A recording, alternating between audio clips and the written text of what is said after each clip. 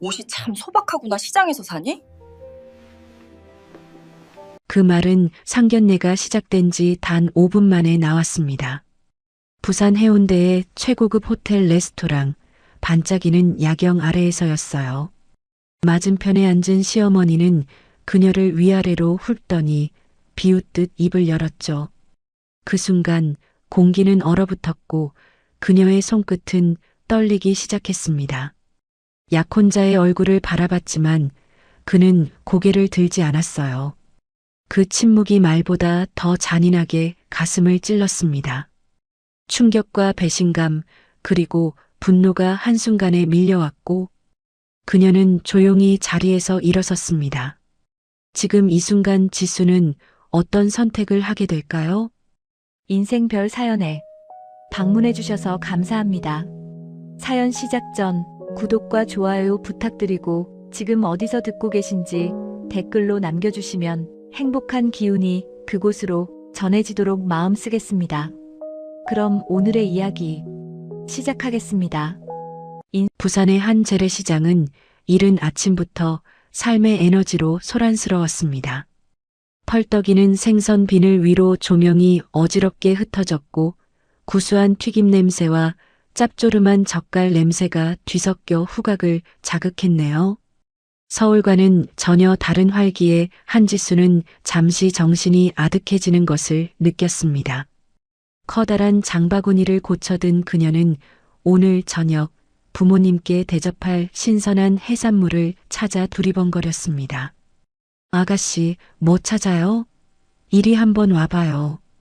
오늘 물건 죽여줍니다. 가장 목청 좋은 아주머니의 외침에 지수의 발걸음이 우뚝 멈췄습니다. 좌판 가득 싱싱한 해산물을 늘어놓은 가게였습니다. 그 중에서도 유독 크고 실한 전복이 그녀의 눈길을 사로잡았어요. 이 전복은 어떻게 해요? 지수가 묻자 상인은 기다렸다는 듯이 환하게 웃으며 대답했습니다. 눈은 보배네 아가씨. 그거 오늘 막 들어온 자연산이라 한 마리에 15,000원만 주면 됩니다. 네, 한 마리예요? 생각보다 조금 비싼 것 같은데요. 지수의 얼굴에 당황한 기색이 스쳤습니다. 아무리 자연산이라지만 시장 물가를 대충 알아보고 온 그녀가 예상한 가격을 훌쩍 뛰어넘는 금액이었어요. 에이, 아가씨 뭘 모르시는 말씀이네요. 이거 약입니다. 약. 크기부터가 다르잖아요. 이만한 건 구하기도 힘들어요. 상인은 큼지막한 전복 하나를 집어보란 듯이 흔들며 말했습니다. 지수는 잠시 망설였습니다. 분명 비싸다는 생각은 들었지만 낯선 곳에서 흥정하는 것이 영 어색하고 껄끄러웠습니다. 그럼 5마리만 주세요. 아이고, 잘 생각했어요. 내가 덤으로 작은 거 하나 더 챙겨줄게. 상인은 잽싸게 검은 봉투를 펼쳐 전복을 담기 시작했습니다. 지수는 왠지 모르게 속는 기분이었지만 더는 실랑이 하고 싶지 않아 조용히 지갑을 꺼내 들었어요. 바로 그 순간이었습니다. 사장님, 이러시면 안 되죠. 나지막하지만 단단한 목소리가 두 사람 사이에 끼어들었습니다. 지수와 상인의 고개가 동시에 소리가 난 쪽으로 향했어요. 말끔한 셔츠 차림의 젊은 남자, 박준서가 못마땅한 표정으로 전복을 내려다보고 있었습니다. 아니, 박 총각은 맨날 와서 우리 장사에 초를 쳐요. 상인이 투덜거리자 준서는 아랑곳하지 않고 지수를 향해 가볍게 고개를 숙였습니다. 처음 오신 분 같은데 바가지 쓰실 뻔했네요. 네, 바가지라니요?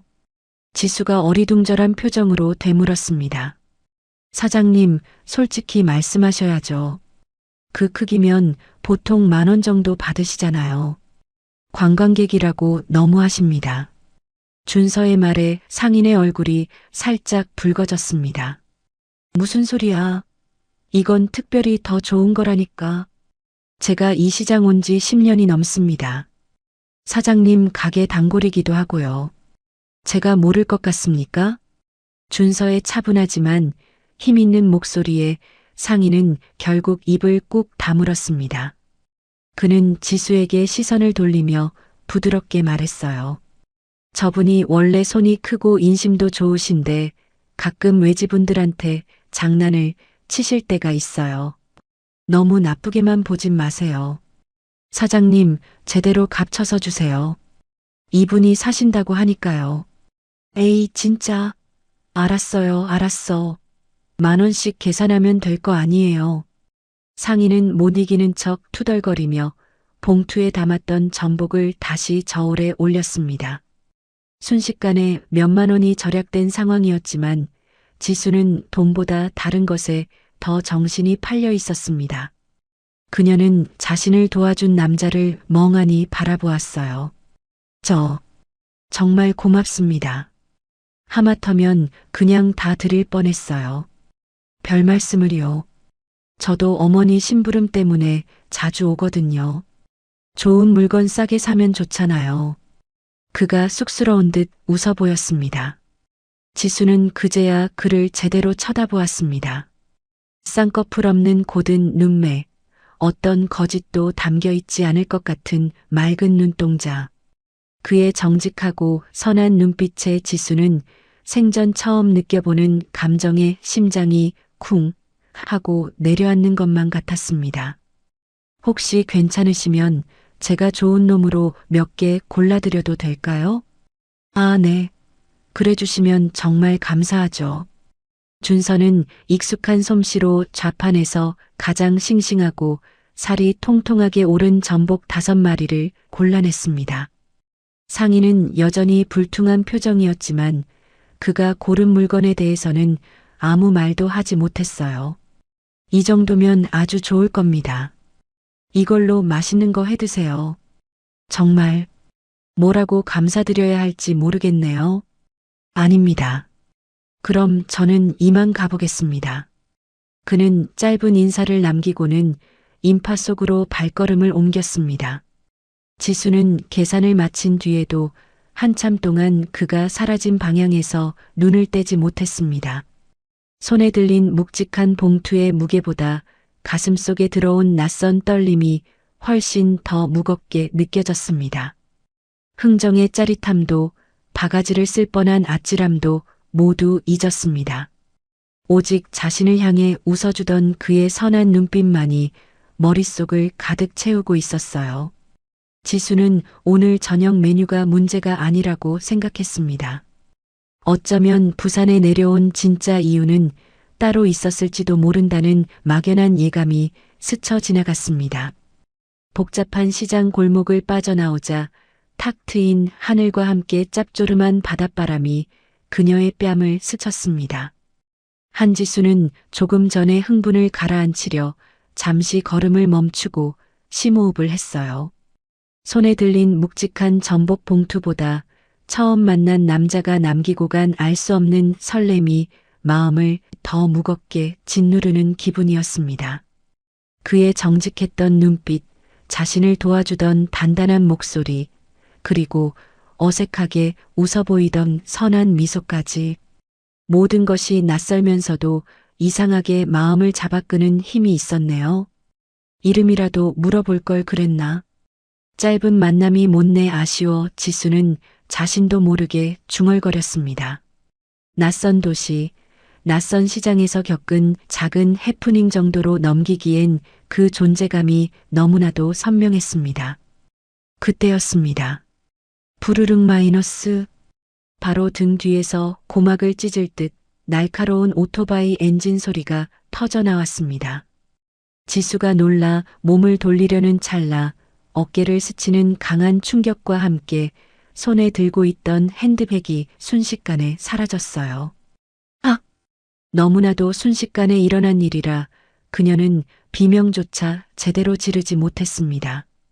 저 멀리 까만 점처럼 멀어지는 오토바이의 뒷모습을 그저 멍하니 바라볼 뿐이었습니다.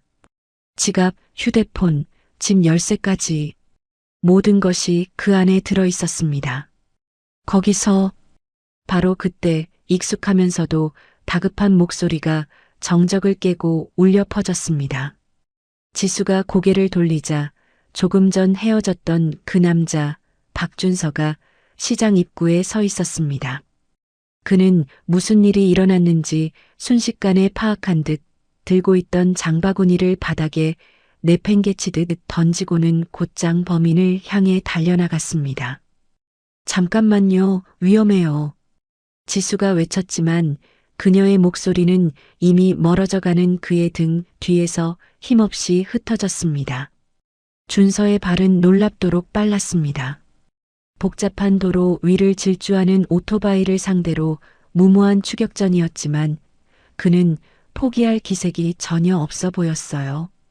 저놈 잡아라. 소매치기다. 주변 상인들과 행인들이 소리치며 길을 비켜주었습니다. 오토바이는 사람들을 헤치며 아슬아슬하게 골목길로 방향을 틀었습니다. 이제 놓쳤다고 생각한 순간 준서는 지름길을 아는 듯 옆에 있던 좁은 계단으로 망설임 없이 뛰어올랐습니다. 지수는 심장이 터질 것처럼 뛰어 그를 뒤쫓았습니다. 제발 아무 일도 없어야 한다고, 가방은 잃어버려도 상관없으니 그가 다치지만 않기를 간절히 기도했습니다. 계단을 다 오르자 골목길 저편에서 거친 마찰음과 함께 무언가 부딪히는 소리가 들려왔습니다. 어떡해. 지수가 눈을 질끈 감았다 떴을 때 믿을 수 없는 광경이 펼쳐졌습니다. 준서가 코너를 돌려던 오토바이 뒷부분을 향해 온몸을 날려 부딪힌 것이었습니다. 그 충격으로 오토바이와 함께 범인이 넘어졌고 준서 역시 아스팔트 바닥으로 거칠게 굴렀습니다. 범인은 당황한 듯 허둥지둥 오토바이를 일으켜 세우더니 바닥에 떨어진 핸드백은 돌아볼 겨를도 없이 그대로 도망쳐버렸습니다. 괜찮으세요? 세상에 다친 데는 없어요? 지수는 넘어진 그에게 달려가며 울먹이는 목소리로 물었습니다. 그의 셔츠 소매는 찢어져 있었고 팔꿈치에서는 붉은 피가 배어나오고 있었습니다. 아, 전 괜찮습니다. 이 정도는 아무것도 아니에요. 그는 아무렇지 않다는 듯 자리에서 일어나 툭툭 옷의 흙먼지를 털어냈습니다. 그리고는 지수의 핸드백을 주어 그녀에게 건네며 부드럽게 웃어 보였습니다. 가방부터 확인해 보세요. 없어진 물건은 없고요. 그 미소를 보는 순간 지수는 머리를 한 대 세게 맞은 듯한 충격을 느꼈습니다.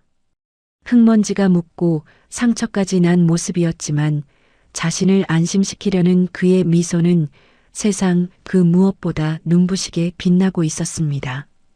가방이 문제예요. 지금 사람이 이렇게 다쳤는데 병원부터 가야 해요. 정말 별거 아닙니다. 살짝 긁힌 것뿐이에요. 그보다 놀라지 않으셨어요? 정말 다행입니다. 그는 끝까지 자신의 안위보다 지수를 먼저 걱정했습니다. 망설임 없이 위험 속으로 몸을 던진 용기, 그리고 모든 상황이 끝난 뒤에야 비로소 상대를 안심시키는 저 다정함. 지수는 그 순간 깨달았습니다. 시장에서 처음 느꼈던 단순한 설렘이 아니었습니다.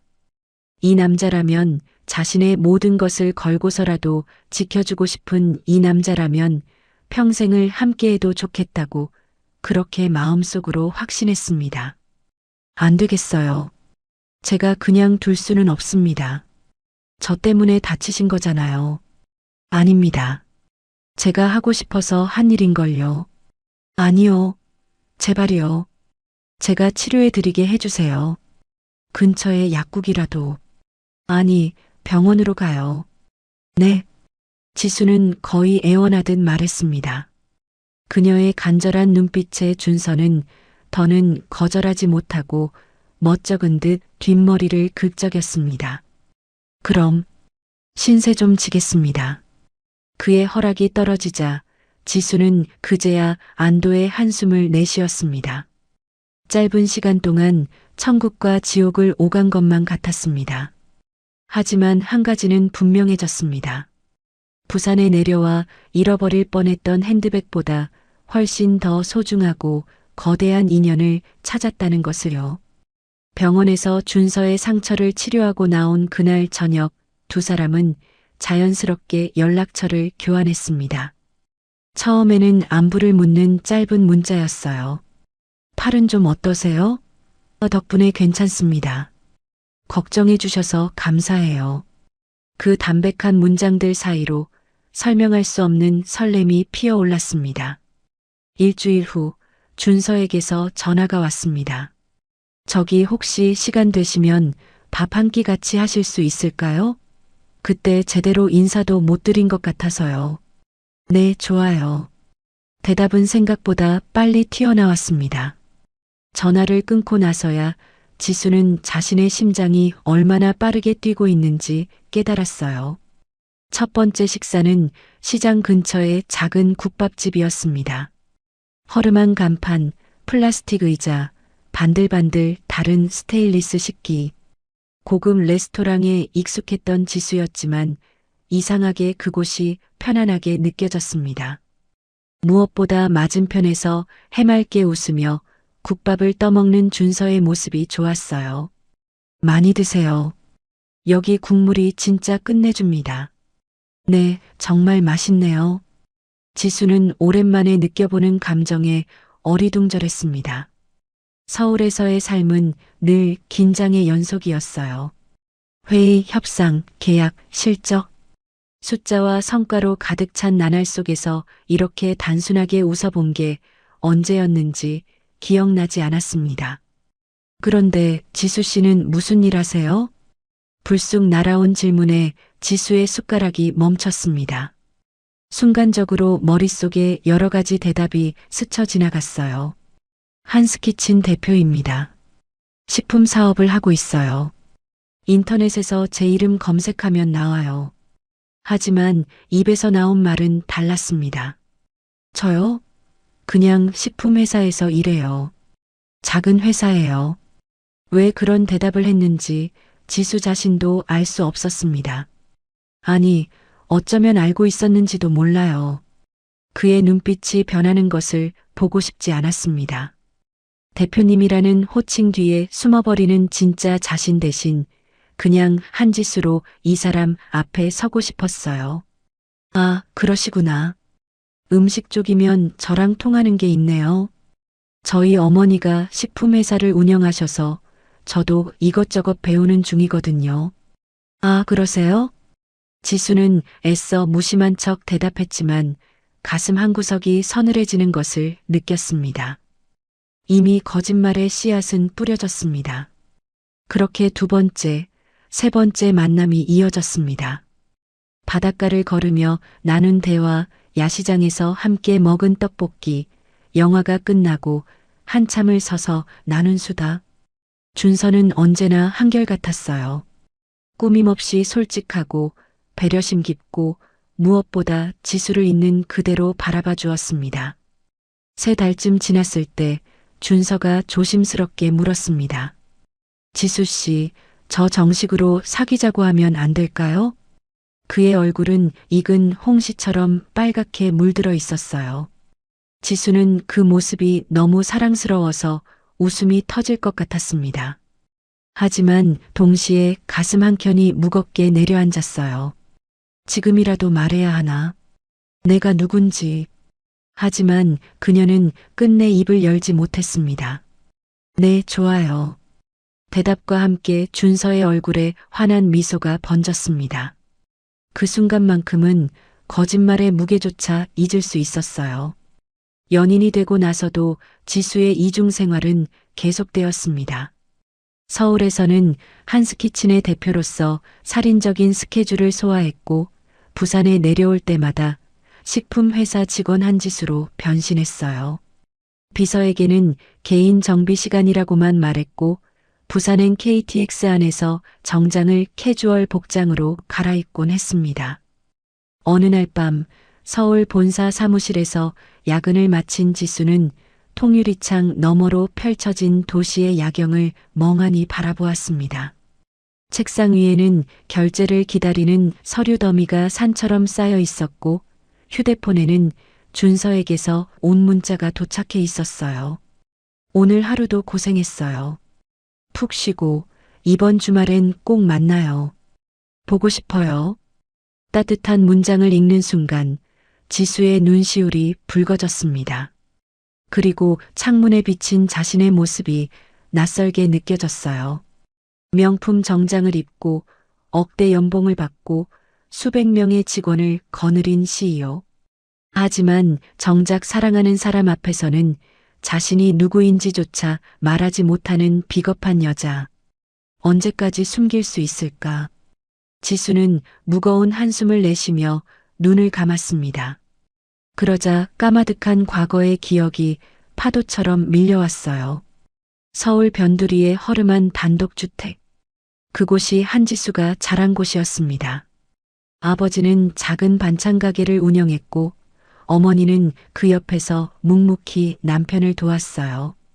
넉넉하지 않은 살림이었지만 저녁마다 식탁 위에 오르는 어머니의 음식만큼은 언제나 따뜻하고 풍성했습니다. 지수야, 이리 와서 엄마 좀 도와줄래? 7살의 어린 지수는 부엌에서 풍기는 구수한 냄새에 이끌려 종종 걸음으로 달려가곤 했습니다. 도마 위에서 춤추는 어머니의 칼질, 냄비에서 보글보글 끓어오르는 찌개, 그리고 간을 볼 때마다 미세하게 달라지는 표정.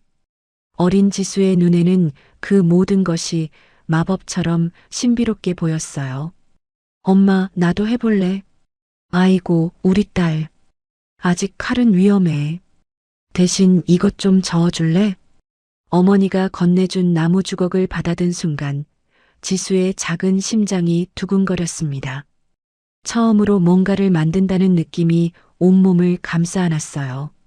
냄비 안에서 뭉근하게 익어가는 재료들, 그것을 저으면 피어오르는 향긋한 김. 그날 이후로 지수는 어머니의 그림자처럼 부엌을 따라다녔습니다. 감자 껍질 벗기는 법, 팔을 송송 써는 법, 불 조절하는 타이밍까지 어머니의 손끝에서 전해지는 모든 것을 스펀지처럼 빨아들였지요. 10살이 되었을 때 지수는 혼자서 김치찌개를 끓일 수 있게 되었습니다. 아버지가 그 찌개를 한 숟가락 떠먹고는 눈을 동그랗게 떴던 날을 지수는 아직도 기억해요. 여보, 이거 당신이 끓인 거 아니야? 아니에요. 지수가 혼자 다 했어요. 세상에 우리 딸 천재 아니야? 아버지의 칭찬에 어린 지수는 부끄러우면서도 뿌듯했습니다. 그날 밤 이불 속에서 지수는 작은 다짐을 했어요. 나는 커서 꼭 요리사가 될 거야. 세상에서 제일 맛있는 음식을 만드는 사람이 될 거야. 중학교에 진학한 지수는 요리 동아리에 가입했습니다. 학교 축제 때마다 동아리 부스에서 음식을 팔았는데 지수가 만든 메뉴는 항상 가장 먼저 동이 났어요. 친구들 사이에서 한지수표 도시락은 유명했고 점심시간마다 친구들이 그녀의 반찬을 탐내곤 했습니다. 고등학교 2학년 때 지수는 처음으로 전국 규모의 요리 대회에 출전했습니다. 주제는 엄마의 손맛이었어요. 그녀는 어릴 적 어머니에게 배운 된장찌개를 현대적으로 재해석한 요리를 선보였습니다. 심사위원들은 첫 숟가락을 뜨자마자 표정이 변했어요. 이 깊은 맛은 뭐지? 고등학생이 만든 거라고? 결과는 대상이었습니다. 상장을 받아드는 지수의 손이 떨렸어요. 객석에서 아버지와 어머니가 눈물을 훔치며 박수를 보내고 있었습니다. 그 순간 지수는 확신했습니다. 이 길이 자신의 운명이라는 것을요. 이후로 지수는 각종 요리 대회를 섭렵하기 시작했습니다. 고등학교 졸업 때까지 무려 12개의 대회에서 입상했고 그중 5번은 최우수상이었어요. 언론에서도 천재 소녀 요리사라며 그녀를 주목했습니다. 대학은 식품영양학과에 진학했습니다. 하지만 지수의 야망은 단순히 요리를 잘하는 것에서 그치지 않았어요. 그녀는 자신만의 맛을 더 많은 사람들에게 전하고 싶었습니다. 그래서 대학교 2학년 때 무모해 보이는 도전을 시작했습니다. 창업이었어요. 처음에는 정말 작았습니다. 학교 앞 원룸에서 시작한 소스 사업이었어요. 어머니에게 배운 레시피를 기반으로 만든 만능 양념장을 온라인에서 판매했습니다. 첫 달 매출은 고작 30만 원이었고 주문이 들어오면 지수가 직접 새벽까지 소스를 만들어 포장했어요. 힘들면 그만둬도 돼. 공부에 집중하는 게 낫지 않겠니? 걱정하는 어머니의 말에 지수는 고개를 저었습니다. 아니에요, 엄마. 저 이거 꼭 해내고 싶어요. 엄마가 저한테 가르쳐 준 맛을 더 많은 사람들한테 전해주고 싶거든요. 그녀의 눈에는 불꽃 같은 의지가 타오르고 있었습니다. 기적은 작은 곳에서부터 시작되었습니다. 지수의 양념장을 구매한 한 주부가 블로그에 후기를 올린 것이 발단이었어요. 인생 양념장 찾았다라는 제목의 그 글은 순식간에 퍼져나갔고 주문이 폭주하기 시작했습니다. 대학교 3학년이 되었을 때 지수는 정식으로 법인을 설립했습니다. 회사 이름은 한스키친. 자신의 성함과 주방을 의미하는 키친을 합친 이름이었어요. 작은 사무실에 직원 2명으로 시작한 회사는 빠르게 성장했습니다. 졸업 후에는 사업에 모든 것을 쏟아부었습니다. 소스류에서 시작한 제품군은 밀키트, 간편식으로 확장되었고 곧이어 주방용품 라인까지 런칭했어요. 지수의 철학은 단순했습니다. 정직한 재료로 만든 엄마의 손맛. 그 진심이 소비자들의 마음을 사로잡았습니다. 30살이 되던 해 한스키친은 홈쇼핑 최다 판매 기록을 세웠습니다. 론칭 방송마다 완판 행진이 이어졌고 온라인 쇼핑몰에서도 늘 상위권을 차지했어요. 직원 수는 200명이 넘었고 연 매출은 수백억 원에 달했습니다. 업계에서 한지수는 전설과도 같은 존재가 되어 있었습니다. 밑바닥에서 시작해 정상에 오른 여자, 한국의 마사 스튜어트. 수많은 수식어가 그녀를 따라다녔어요. 하지만 화려한 성공의 이면에는 외로움이 있었습니다. 사람들은 그녀의 직함을 보았지 그녀 자신을 보지 않았어요. 대표님이라는 호칭 뒤에 숨은 진짜 한지수는 늘 혼자였습니다. 연애 한 번 제대로 해본 적 없이 일만 하며 달려왔습니다. 그래서였을까요? 부산의 그 재래시장에서 만난 준서가 유독 특별하게 느껴졌던 것은 그는 그녀의 명함이나 직함을 알지 못했습니다. 그저 바가지 쓸 뻔한 여행객을 도와주었고 위험에 처했을 때 몸을 던져 지켜주었어요. 오랜만에 만난, 아니 어쩌면 처음 만난 그녀 자신만을 바라봐주는 사람이었습니다. 회상에서 깨어난 지수는 다시 창밖을 바라보았습니다. 서울의 밤은 여전히 화려했지만 그 불빛들이 왠지 차갑게 느껴졌어요. 말해야 할까? 아니면 조금만 더. 그녀는 휴대폰을 들어 준서에게 답장을 보냈습니다. 나도 보고 싶어요. 주말에 꼭 만나요. 전송 버튼을 누르는 손끝이 미세하게 떨렸습니다. 언젠가는 진실을 말해야 한다는 것을 알고 있었어요. 하지만 지금은 조금만 더 평범한 연인으로 그의 곁에 있고 싶었습니다. 비겁한 바람이라는 것도 알았지만 그녀는 그 따뜻함을 쉽게 포기할 수 없었습니다. 창밖의 불빛이 그녀의 젖은 눈동자에 반사되어 흔들렸습니다. 연인이 된 지 6달쯤 지났을 무렵 준서는 처음으로 지수를 자신의 집으로 초대했습니다. 정확히 말하면 아버지의 작업실이었어요. 오늘 아버지 만나러 가도 괜찮겠어요? 부담 가지실까봐 계속 미뤘는데 아버지가 자꾸 보고 싶다고 하셔서요. 준서의 말에 지수는 잠시 망설였습니다. 아직 자신의 정체를 밝히지 않은 상태에서 그의 가족을 만난다는 것이 부담스러웠어요. 하지만 준서의 기대에 찬 눈빛을 외면할 수 없었습니다. 네, 좋아요. 근데 작업실이라고요? 아버님이 무슨 일을 하세요? 아, 아버지는 목공예를 하세요. 취미로 시작하셨는데 이제는 거의 장인 수준이에요. 지수의 눈이 호기심으로 반짝였습니다. 준서의 어머니가 식품회사를 운영한다는 이야기는 들었지만 아버지에 대해서는 처음 듣는 것이었어요. 부산 외곽의 한적한 골목길 끝에 작은 목공방이 자리하고 있었습니다. 은석 공방이라고 적힌 소박한 나무 간판이 바람에 살랑거렸어요. 문을 열자 상쾌한 나무 향기가 코끝을 간지렸습니다.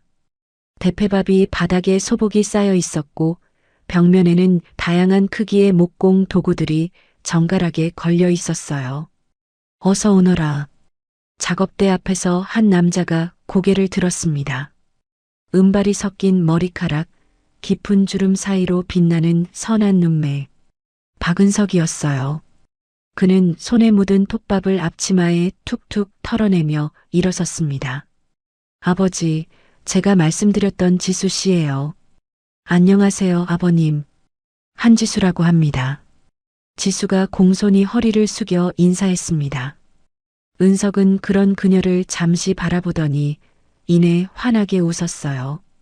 그 웃음에는 어떤 계산도 평가도 담겨 있지 않았습니다. 오직 따뜻함만이 있었지요. 허허, 우리 아들 눈이 높더니 그럴만하구나. 편하게 있어요, 아가씨. 나는 격식 같은 거 잘 모르는 사람이니까. 그의 소탈한 말투에 지수의 긴장이 조금씩 풀렸습니다. 은석은 작업하던 의자를 보여주며 말했어요. 이게 요즘 만들고 있는 건데 한번 앉아볼래요?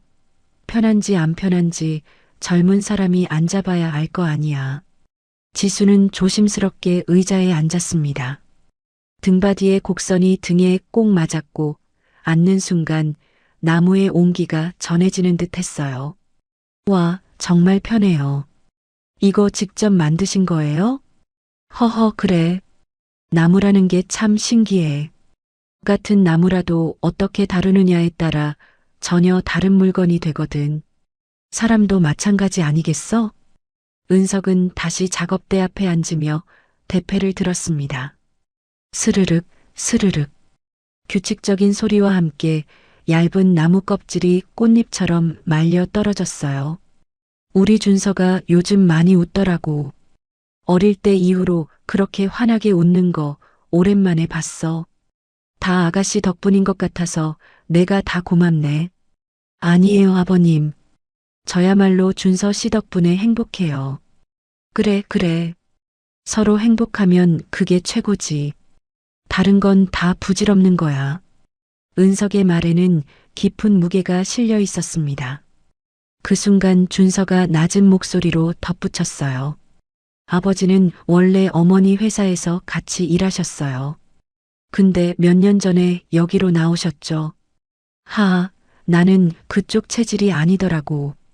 사람 위에 군림하고 숫자로 모든 걸 재단하는 게 영 맞지 않았어. 차라리 이렇게 손으로 뭔가를 만드는 게 나한테는 맞아.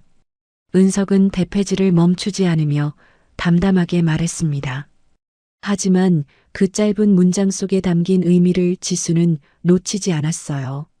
준서의 부모님 사이에 어떤 골이 있다는 것을, 그리고 그 중심에 어머니가 있다는 것을 어렴풋이 느낄 수 있었습니다. 아버지. 준서가 민망한 듯 아버지를 불렀지만 은석은 개의치 않았어요. 아가씨, 나는 사람을 볼 때 그 사람이 뭘 가졌는지는 안 봐요. 어떤 눈빛을 하고 있는지 그게 중요하지. 아가씨 눈빛은 참 맑고 정직하구먼. 우리 아들이 좋은 사람 만났어. 그 말에 지수의 가슴이 뜨거워졌습니다. 동시에 죄책감이 스멀스멀 기어올랐어요. 정직하다는 말이 비수처럼 꽂혔습니다. 자신은 지금 이 순간에도 거짓말을 하고 있었으니까요. 목공방을 나서는 길 준서가 조심스럽게 말했습니다. 아버지가 마음에 드셨나 봐요. 저렇게 말씀 많이 하시는 거 처음 봤어요. 정말요? 저는 아버님이 너무 좋으셨어요. 따뜻하시고 편안하시고. 지수는 진심이었습니다. 은석에게서 느껴지는 기운은 그녀의 아버지와 닮아 있었어요. 꾸밈없이 소박하고 사람의 본질을 보려 하는 그 눈빛이요. 아버지는 원래 저런 분이에요. 근데 어머니는 좀 달라요. 준서의 목소리가 살짝 어두워졌습니다. 어머니는 좀 까다로우신 편이라서 나중에 인사드리러 가면 너무 긴장하지 말아요.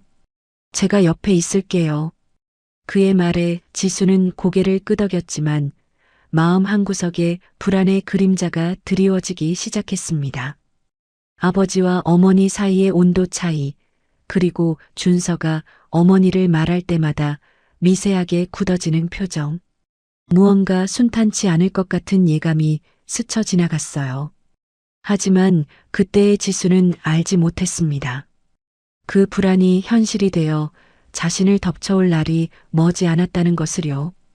계절이 4번 바뀌는 동안 두 사람의 사랑은 더욱 깊고 단단해졌습니다.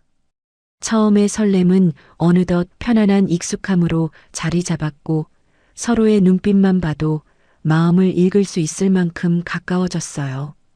함께 맞는 첫 번째 기념일, 준서는 지수를 위해 도시의 야경이 한눈에 들어오는 고급 레스토랑을 예약했습니다.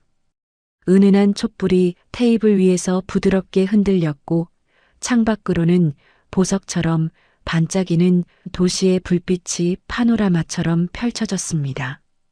아름다운 야경에 감탄하는 지수의 얼굴 위로 행복한 미소가 번졌어요. 정말 아름다운 밤이네요. 이런 곳은 어떻게 알았어요?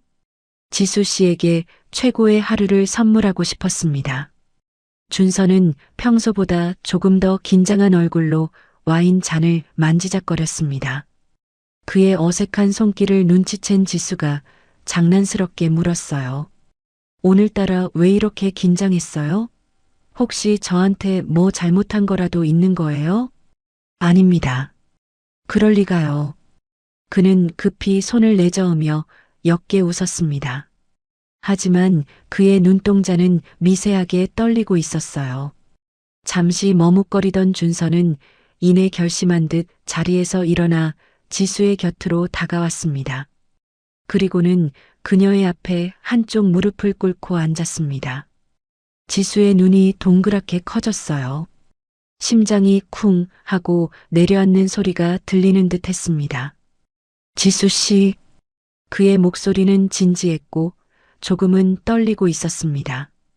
지난 1년 동안 당신은 제게 세상의 전부였습니다. 웃는 법을 잊었던 제게 웃음을 찾아주었고 흑백이었던 제 세상을 총천연색으로 물들여 주었어요. 주변의 시선도 흐르던 음악 소리도 모두 아득하게 멀어졌습니다. 오직 그의 목소리와 그를 바라보는 자신의 떨리는 숨소리만이 세상에 존재하는 것 같았어요. 당신 없는 제 삶은 이제 상상할 수조차 없습니다. 매일 아침 당신과 함께 눈을 뜨고 매일 밤 당신의 얼굴을 보며 잠들고 싶어요. 준서는 품속에서 작은 벨벳 상자를 꺼내 조심스럽게 열었습니다. 상자 안에는 영롱한 빛을 내뿜는 다이아몬드 반지가 고요히 자리하고 있었어요. 지수의 눈가에 뜨거운 눈물이 차올랐습니다. 저와 결혼해 주시겠습니까? 제 남은 인생의 유일한 동반자가 되어주세요. 그의 진심 어린 고백에 지수는 차오르는 눈물을 참지 못하고 고개를 끄덕였습니다. 목이 메어 차마 대답이 나오지 않았어요. 그녀는 그저 고개를 거듭 끄덕이며 자신의 마음을 표현했습니다. 준서의 얼굴에 안도와 기쁨이 가득한 미소가 번졌습니다. 그는 조심스러운 손길로 반지를 꺼내 그녀의 왼손 약지에 끼워 주었습니다. 반지는 마치 처음부터 그녀의 것이었던 것처럼 손가락에 꼭 맞았습니다. 사랑해요, 지수 씨. 저도요, 저도 사랑해요. 겨우 목소리를 낸 지수가 활짝 웃으며 그를 끌어안았습니다. 레스토랑 안에 사람들이 박수를 보내주었고 두 사람은 세상 가장 행복한 연인이 되어 서로를 마주 보았습니다. 반짝이는 반지와 서로의 눈동자에 비친 행복한 모습은 그 어떤 야경보다도 아름다웠습니다. 벅찬 감정이 조금 가라앉고 다시 자리에 앉았을 때 지수는 설레는 목소리로 말했어요. 이제 어머님, 아버님께도 정식으로 인사드리러 가야겠네요. 언제쯤이 좋으실까요? 네, 그래야죠. 아버지는 워낙 무던한 분이라 괜찮은데. 준서가 잠시 말을 흐렸습니다. 그의 얼굴에 아주 찰나의 망설임이 스쳐 지나갔어요. 왜요? 무슨 문제라도 있어요? 아, 그건 아니고요. 다만 우리 어머니 사람 볼 때 좀 깐깐하셔. 그의 말은 아무렇지 않게 툭 던져진 한마디였습니다. 하지만 그 순간 지수의 마음속에 차가운 바람이 스치고 지나가는 듯 했습니다. 활활 타오르던 행복감 위로 작은 먹구름이 드리워지는 기분이었어요. 그녀의 얼굴에서 미소가 희미하게 옅어졌습니다. 깐깐하시다니요? 뭐라고 해야 할까요? 기준이 좀 높다고 해야 하나? 워낙 완벽주의자 같은 성향이셔서요. 사람을 한 번에 마음에 들어 하시는 법이 잘 없으세요. 준서는 대수롭지 않다는 듯 어깨를 으쓱하며 말했습니다. 그는 지수의 미묘한 표정 변화를 눈치채지 못한 듯 했어요. 하지만 걱정 마요. 지수 씨는 워낙 착하고 예쁜 사람이니까 우리 어머니도 분명 좋아하실 겁니다. 제가 옆에서 잘 말씀드릴게요. 그는 안심시키려는 듯 그녀의 손을 부드럽게 잡아주었습니다. 그의 손은 여전히 따뜻했고 그를 향한 믿음은 변함이 없었습니다. 지수는 애써 미소를 지으며 고개를 끄덕였어요. 네, 그래야죠. 어머님 마음에 들도록 저도 노력해야겠네요. 노력이라니요. 지수 씨는 그냥 지금 모습 그대로 있으면 돼요. 그걸로 충분합니다. 준서의 순수한 사랑이 담긴 말에 지수는 다시 한번 미소 지었습니다. 그래, 괜한 걱정일 거야. 어느 부모님이 자식의 배우자가 될 사람을 쉽게 보겠어. 당연한 일이야. 그녀는 스스로를 다독였습니다. 하지만 레스토랑을 나와 집으로 돌아오는 내내 그리고 잠자리에 들기 위해 홀로 침대에 누운 순간까지도 그의 말이 귓가에 맴돌았습니다. 우리 어머니 사람 볼 때 좀 깐깐하셔. 그 한마디가 가슴에 박힌 작은 가시처럼 계속해서 그녀를 불편하게 만들었습니다. 지수는 왼손을 들어 어둠 속에서 희미하게 빛나는 반지를 바라보았습니다. 세상 전부를 얻은 것처럼 행복했던 순간과 그의 순수한 사랑의 증표. 하지만 그 눈부신 빛의 이면에 이유를 알 수 없는 짙은 그림자가 함께 드리워져 있었습니다. 그녀는 다가올 미래에 대한 막연한 불안감을 떨쳐내지 못한 채 깊은 생각에 잠겨 쉽사리 잠들지 못했습니다. 그의 사랑을 의심하는 것은 아니었지만 앞으로 넘어야 할 보이지 않는 벽이 존재한다는 예감이 그녀의 마음을 무겁게 짓눌렀습니다. 약속한 날 지수는 며칠을 고심해 고른 단정한 베이지색 원피스를 입고 거울 앞에 섰습니다.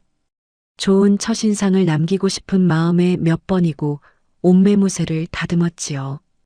옆에서 지켜보던 준서가 그런 그녀의 어깨를 부드럽게 감싸 안았습니다. 너무 긴장하지 말아요. 우리 어머니 지수 씨 보면 분명 좋아하실 거예요. 그냥 평소 모습 그대로 보여드리면 돼요. 그의 다정한 말에 지수는 애써 미소를 지었지만 쿵쾅거리는 심장은 진정되지 않았습니다.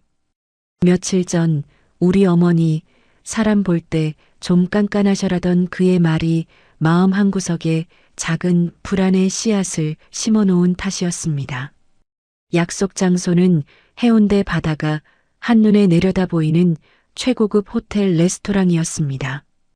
통유리창 너머로 펼쳐진 황홀한 야경에 잠시 숨을 멈췄지만 그 화려함이 오히려 지수를 더욱 위축되게 만들었습니다.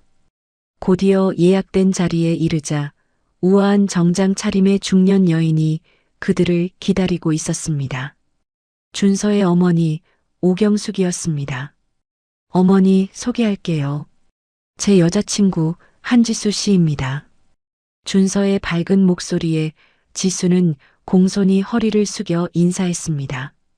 처음 뵙겠습니다, 어머님. 한지수라고 합니다. 오경숙은 고개조차 까딱하지 않았습니다. 대신 날카로운 눈으로 지수의 머리부터 발끝까지 마치 값을 매기는 듯한 노골적이고 차가운 시선을 보냈습니다. 지수는 저도 모르게 마른 침을 삼켰습니다. 숨막히는 정적이 흐른 뒤 그녀가 아무런 감정 없는 목소리로 말했습니다. 앉으렴. 준서가 어색한 분위기를 깨려는 듯 서둘러 말을 꺼냈습니다. 어머니, 여기 야경 정말 멋지죠? 지수 씨도 이런 분위기 좋아할 것 같아서요. 하지만 오경숙은 아들의 말을 가볍게 무시하고 지수에게 시선을 고정한 채 물었습니다. 듣자 하니 아버님이 작은 가게를 하신다고. 네, 그렇습니다. 어려운 환경에서 자란 아이들이 생활력은 강하다고들 하더구나. 칭찬인 듯 들렸지만 그 속에 담긴 미묘한 가시를 지수는 느낄 수 있었습니다. 오경숙의 시선이 지수가 입고 온 원피스로 향했습니다. 그녀의 입가에 옅은 비웃음이 스쳤습니다. 옷이 참 소박하구나. 어느 시장에서 샀니? 순간 지수의 얼굴이 불에 댄 듯 뜨겁게 달아올랐습니다. 며칠 밤낮을 고민하며 고른 옷이 성의도 없어 보이는 싸구려 옷으로 전락해버렸습니다. 목구멍에 뜨거운 덩어리가 걸린 듯 아무 말도 할 수 없었습니다. 오경숙은 그런 지수의 반응을 즐기기라도 하듯 잔인한 말을 덧붙였습니다.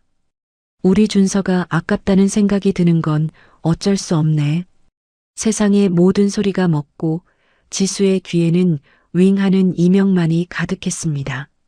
심장이 바닥 없는 곳으로 곤두박질 치는 기분이었습니다. 그녀는 자신도 모르게 준서를 쳐다보았습니다. 어머니, 그만하세요라는 단 한마디, 그 말을 간절히 기다렸습니다. 어머니, 준서가 곤란한 표정으로 입을 열었지만 오경숙의 차가운 눈빛에 이내 입을 다물고 말았습니다. 그는 그저 안절부절 못하며 지수와 어머니의 눈치만 살필 뿐이었습니다. 그 침묵이, 그 망설임이 비수보다 더 아프게 지수의 가슴을 찔렀습니다. 사랑한다고 속삭이던 그의 모든 말이 거짓처럼 느껴지는 순간이었습니다. 때마침 주문한 최고급 스테이크와 해산물 요리가 테이블 위로 화려하게 차려졌습니다. 하지만 이미 모든 음식은 맛을 잃어버린 뒤였습니다. 오경숙은 아무 일 없었다는 듯 우아하게 나이프를 들었지만 그 모습이 지수에게는 더 큰 모욕으로 다가왔습니다. 지수는 떨리는 손으로 간신히 포크를 들었지만 입안에서는 모래를 씹는 듯 서걱거리는 굴욕감만 맴돌 뿐이었습니다. 쨍그랑. 결국 손에서 힘이 풀린 포크가 접시 위로 떨어지며 날카로운 소리를 냈습니다.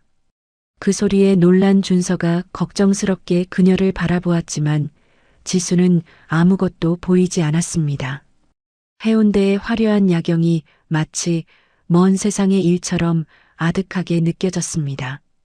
차가운 침묵이 찻잔 위로 무겁게 내려앉았습니다.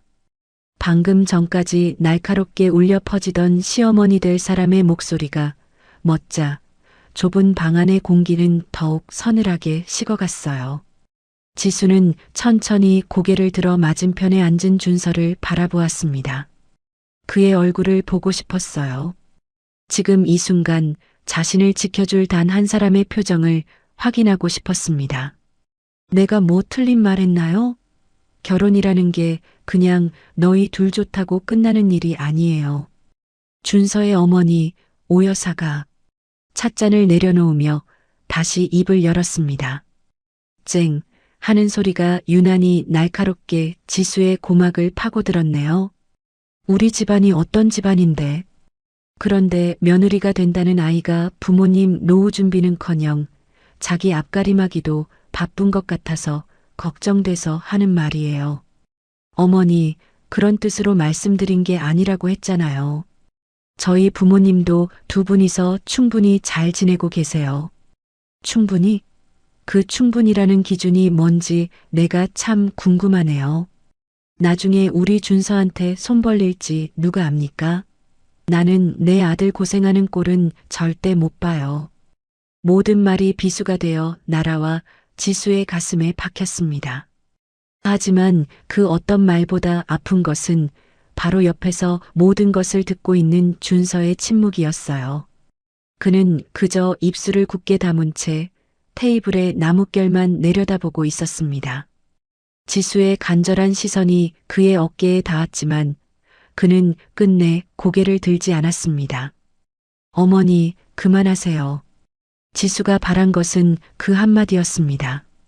제게는 과분한 사람입니다. 혹은 이런 말이라도 괜찮았어요. 지수 씨 상처받는 말은 더는 하지 말아주세요. 그 어떤 말이라도 좋았습니다. 그녀의 편에 서서 이 부당한 공격을 막아주기만 한다면요.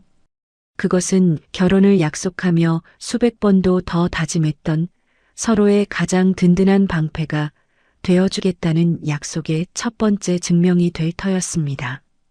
준서야, 너는 어떻게 생각하니? 엄마 말이 너무 심한 것 같아?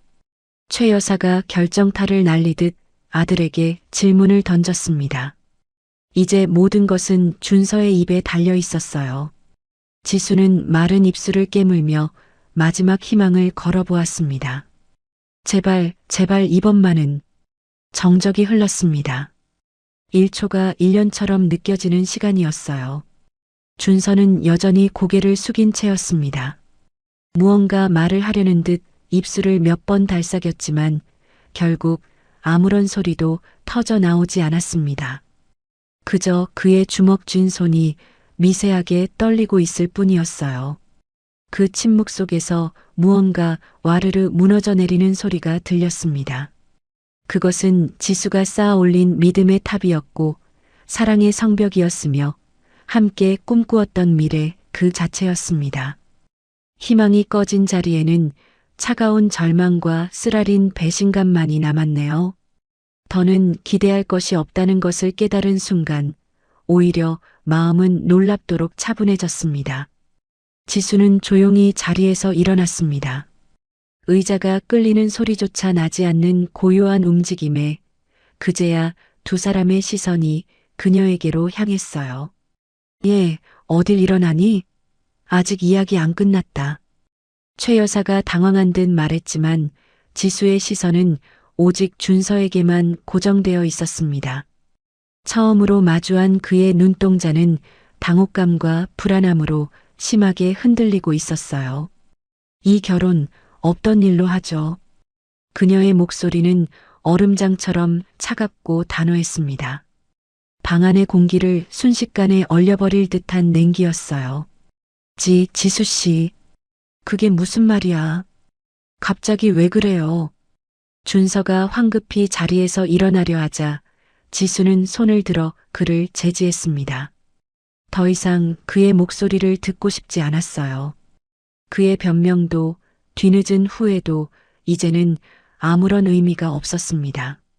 지금 하시는 말씀들이 어머님의 진심이라는 건 잘 알겠습니다. 제가 부족한 점이 많은 것도 사실이겠지요. 지수는 최 여사를 향해 고개를 돌리며 희미하게 웃었습니다. 하지만 그 웃음은 눈가에 전혀 닿지 않았어요. 하지만 저는 제 인생의 가장 중요한 약속을 지키지 못하는 사람과 평생을 함께할 자신이 없습니다. 오늘 이 자리는 저에게 모든 것을 확실하게 보여주었네요. 뭐, 약속? 지금 내가 누구 앞에서 그런 말을 하는 거냐? 최 여사의 녹이 어린 목소리가 터져 나왔지만 지수는 더 이상 대꾸하지 않았습니다. 대신 준서를 마지막으로 한번 바라보았어요. 그의 얼굴에 떠오른 절망적인 표정을 보며 지수는 생각했습니다. 당신이 침묵으로 깨뜨린 건 단순한 약속이 아니야. 내 사랑, 내 믿음, 내 인생 전부였어. 그동안 감사했습니다. 먼저 일어나 보겠습니다. 짧고 건조한 인사를 남긴 채 지수는 망설임 없이 뒤돌아섰습니다. 잠깐만, 지수야. 제발 내 말 좀 들어봐. 지수 씨. 뒤에서 자신을 부르는 준서의 애타는 목소리가 들려왔지만 그녀는 걸음을 멈추지 않았습니다.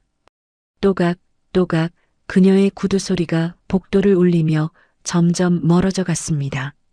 문을 열고 차가운 밤 공기를 맞는 순간 지수는 자기도 모르게 참고 있던 숨을 길게 내쉬었습니다. 눈물은 나지 않았어요. 무너진 것은 세상이었지만 아이러니하게도 그녀 자신은 더욱 단단해진 기분이었습니다. 그날의 모욕 이후 지수와 준서의 관계는 급격히 얼어붙었습니다. 준서는 곁에서 끊임없이 사과하고 그녀의 마음을 돌리려 애썼지만 한번 깊게 팬 상처는 쉽게 아물지 않았어요. 그의 사랑과 어머니 사이에서 갈등하는 그의 모습은 지수에게 더 큰 실망감만을 안겨주었습니다. 결국 지수는 눈물을 머금고 그에게 이별을 고했습니다. 반지를 돌려주던 날 준서는 아무 말도 하지 못한 채 무너져 내렸지만 그녀는 차갑게 돌아섰습니다. 파혼 소동이 있은 지 몇 달이 흘렀습니다. 그 사이 오성 F&B에는 걷잡을 수 없는 위기가 닥쳐오고 있었어요. 오성 F&B의 본사 건물은 해운대 바다가 내려다 보이는 언덕 위에 우뚝 서 있었습니다. 20층짜리 유리 건물은 한때 부산 식품업계의 자존심이었어요. 하지만 지금 그 화려한 외관 뒤에서는 걷잡을 수 없는 붕괴가 진행되고 있었습니다. 이번 달 매출이 또 떨어졌습니다. 전년 대비 40% 하락입니다. 재무이사의 보고에 회의실의 공기가 싸늘하게 식었습니다. 오경숙은 서류를 내려다보며 입술을 굳게 다물었어요. 숫자들이 빨간색으로 점철되어 있었습니다. 거래처 이탈도 심각합니다. 이번 주에만 3곳에서 계약 해지 통보가 왔어요. 그리고 해외 리조트 사업 관련해서 채권단 회의가 다음 주로 예정되어 있습니다. 대출금 상환 연장이 불가능하다는 통보를 받았습니다. 회의실에 무거운 침묵이 내려앉았습니다. 임원들은 고개를 숙인 채 서로의 눈을 피했어요. 누구도 먼저 입을 열려 하지 않았습니다. 모든 것의 시작은 2년 전이었습니다. 오경숙은 동남아 휴양지에 대규모 리조트를 짓겠다는 야심찬 계획을 발표했어요. 식품 사업의 한계를 넘어 종합 레저 기업으로 도약하겠다는 것이 그녀의 비전이었습니다. 어머니, 지금 우리 상황에서 그 규모의 투자는 무리입니다. 본업에 집중하는 게 먼저예요. 당시 준서는 강하게 반대했습니다. 하지만 오경숙은 아들의 말을 일축했어요. 내가 뭘 알아? 사업이란 건 기회가 왔을 때 잡아야 하는 거야. 소심하게 굴어서는 절대 크게 성공할 수 없어. 그녀의 자신감은 하늘을 찔렀습니다. 은행에서 거액의 대출을 받았고 회사 자금의 상당 부분을 리조트 건설에 쏟아부었어요. 하지만 현실은 냉혹했습니다. 공사는 예정보다 1년이나 지연되었고 비용은 눈덩이처럼 불어났습니다. 설상가상으로 동남아 지역의 정치적 불안이 겹치면서 투자 환경이 급격히 악화되었어요. 결국 리조트 사업은 첫 삽도 제대로 뜨지 못한 채 좌초되었습니다. 남은 것은 천문학적인 빚더미뿐이었어요. 어떻게든 돈을 구해와. 지금 이 상황을 넘기지 못하면 회사가 망해. 오경숙이 다급하게 소리쳤습니다. 하지만 임원들의 표정은 암울하기만 했어요. 대표님, 이미 모든 은행에서 추가 대출을 거절당했습니다. 담보로 잡을 것도 남아있지 않아요. 그럼 투자자를 찾아봐. 우리 회사 가치를 모르는 바보들은 아닐 거 아냐. 연락을 드렸지만 다들 상황이 너무 안 좋다며 거절하고 있습니다. 업계에 소문이 퍼진 것 같아요. 오경숙의 얼굴이 하얗게 질렸습니다. 평생을 바쳐 일군 회사가 손가락 사이로 모래처럼 빠져나가고 있었어요. 그날 밤 사무실에 홀로 남은 그녀는 창밖을 바라보았습니다. 한때 그녀의 것이라고 자부했던 해운대의 야경이 오늘따라 비웃는 것처럼 느껴졌어요. 내가 잘못한 건가? 처음으로 그녀의 입에서 자문하는 말이 새어나왔습니다. 하지만 그것은 진정한 반성이 아니었어요. 단지 상황이 나빠진 것에 대한 당혹감, 그리고 모든 것을 잃을지도 모른다는 두려움이었습니다. 며칠 후 또 하나의 청천벽력 같은 소식이 날아들었습니다. 대표님, 생산 공장 직원들이 집단 사직서를 제출했습니다. 뭐라고? 급여가 2달째 밀리면서 더는 못 버티겠다고 합니다. 오경숙은 책상을 내리쳤습니다. 쾅 하는 소리가 텅 빈 사무실에 메아리 쳤어요. 배은망덕한 것들. 내가 그동안 얼마나 잘해줬는데. 어머니, 진정하세요. 어느새 사무실에 들어온 준서가 어머니를 말렸습니다. 그의 얼굴에는 깊은 피로가 새겨져 있었어요. 직원들 탓을 하실 때가 아니에요. 월급도 못 주면서 어떻게 일하라고 하세요. 넌 또 왜 그쪽 편을 드는 거야? 편을 드는 게 아니라 사실을 말씀드리는 거예요. 지금 우리한테 필요한 건 현실을 직시하는 거예요.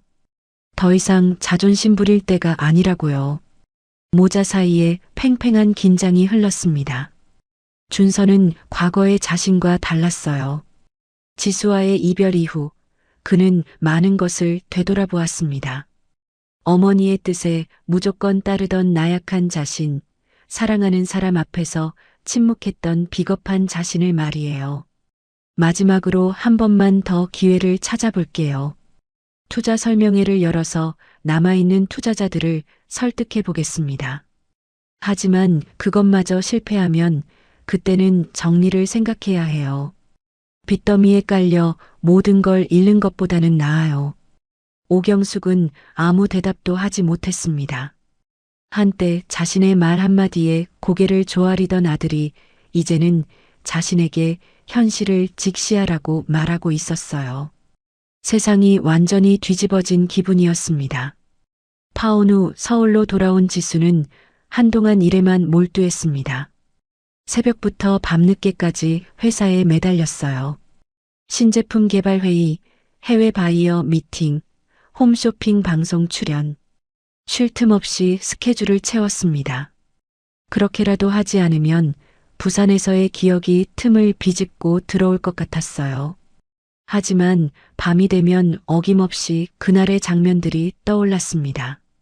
오경숙의 조롱 섞인 눈빛, 반찬가게라며 비웃던 그 독설, 그리고 무엇보다 아무 말도 하지 못한 채 고개를 숙이고 있던 준서의 모습. 왜 한마디도 못했어? 왜? 지수는 이를 악물었습니다. 분노인지 슬픔인지 알 수 없는 감정이 가슴속에서 뒤엉켰어요. 어느 날 오후 지수는 비서실장 김 이사를 불렀습니다. 김 이사님, 부탁드릴 일이 있어요. 네, 대표님. 말씀하세요. 지수는 잠시 망설이다가 입을 열었습니다. 오성 F&B라는 회사에 대해 조사해 주세요. 부산에 있는 식품 회사예요. 오성 F&B요? 혹시 그 오경숙 대표의 회사 말씀이신가요? 네, 맞아요. 김 이사의 눈에 의아함이 스쳤지만 그는 더 묻지 않았습니다. 알겠습니다. 최대한 빨리 보고 드리겠습니다. 일주일 후 김 이사가 두툼한 서류 봉투를 들고 대표실로 찾아왔습니다. 조사 결과입니다, 대표님. 지수는 서류를 받아들고 첫 장부터 꼼꼼히 읽어 내려갔습니다. 읽을수록 그녀의 눈이 커졌어요. 이게 사실이에요? 네. 여러 경로로 교차 확인했습니다. 현재 오성 F&B의 상황은 상당히 심각합니다. 서류에 담긴 내용은 충격적이었습니다. 2년 전 무리하게 추진한 해외 리조트 사업의 실패, 그로 인한 천문학적 부채, 거래처 이탈, 직원 급여 체불, 은행권의 대출 회수 압박. 한때 부산 식품업계의 명가라 불리던 회사가 완전히 무너져 내리고 있었어요. 현재 신용등급은 최하위 수준이고 추가 자금 조달이 이루어지지 않으면 3개월 내에 파산 절차에 들어갈 가능성이 높습니다. 지수는 서류를 내려놓고 창밖을 바라보았습니다. 복잡한 감정이 파도처럼 밀려왔어요. 망하고 있구나. 그 대단하던 회사가. 솔직히 말하면 속이 시원했습니다. 자신을 그토록 무시하고 모욕했던 여자가 몰락하고 있다니. 인과응보라는 말이 떠올랐어요. 하지만 동시에 묘한 허탈함도 느껴졌습니다. 내가 이런 감정을 느끼는 게 맞는 걸까? 남의 불행을 기뻐하는 내가 그 사람과 뭐가 다르지? 대표님? 김 이사의 목소리에 지수는 생각에서 깨어났습니다. 아, 네. 수고하셨어요. 이 자료는 제가 좀 더 검토해 볼게요. 네, 알겠습니다. 그런데 혹시 오성 F&B 쪽과 무슨 관계가 있으신 건가요? 지수는 희미하게 웃었습니다. 아니요, 그냥 개인적인 관심이에요. 그날 밤 지수는 퇴근하지 않고 사무실에 남았습니다. 서류를 다시 꺼내 한 장 한 장 넘기며 분석했어요. 재무제표, 매출 추이, 부채 구조, 자산 현황. 숫자들이 눈앞에서 그림을 그렸습니다. 구조적인 문제가 심각하군. 하지만 핵심 사업만 놓고 보면 회생 가능성이 아예 없진 않아. 오성 F&B는 원래 튼튼한 기반을 가진 회사였습니다. 수십 년간 쌓아온 브랜드 가치, 전국적인 유통망, 숙련된 생산 인력. 문제는 경영진의 오판과 무리한 확장 때문에 이 모든 것이 흔들리고 있다는 것이었어요. 만약 제대로 된 투자와 경영 정상화가 이루어진다면 지수의 머릿속에서 여러 시나리오가 빠르게 돌아갔습니다. 그녀는 어느새 사업가의 시선으로 오성 F&B를 바라보고 있었어요. 그때 서류 더미 속에서 한 장의 문서가 눈에 들어왔습니다. 긴급 투자 설명회 개최 안내라는 제목의 문서였어요. 투자 설명회.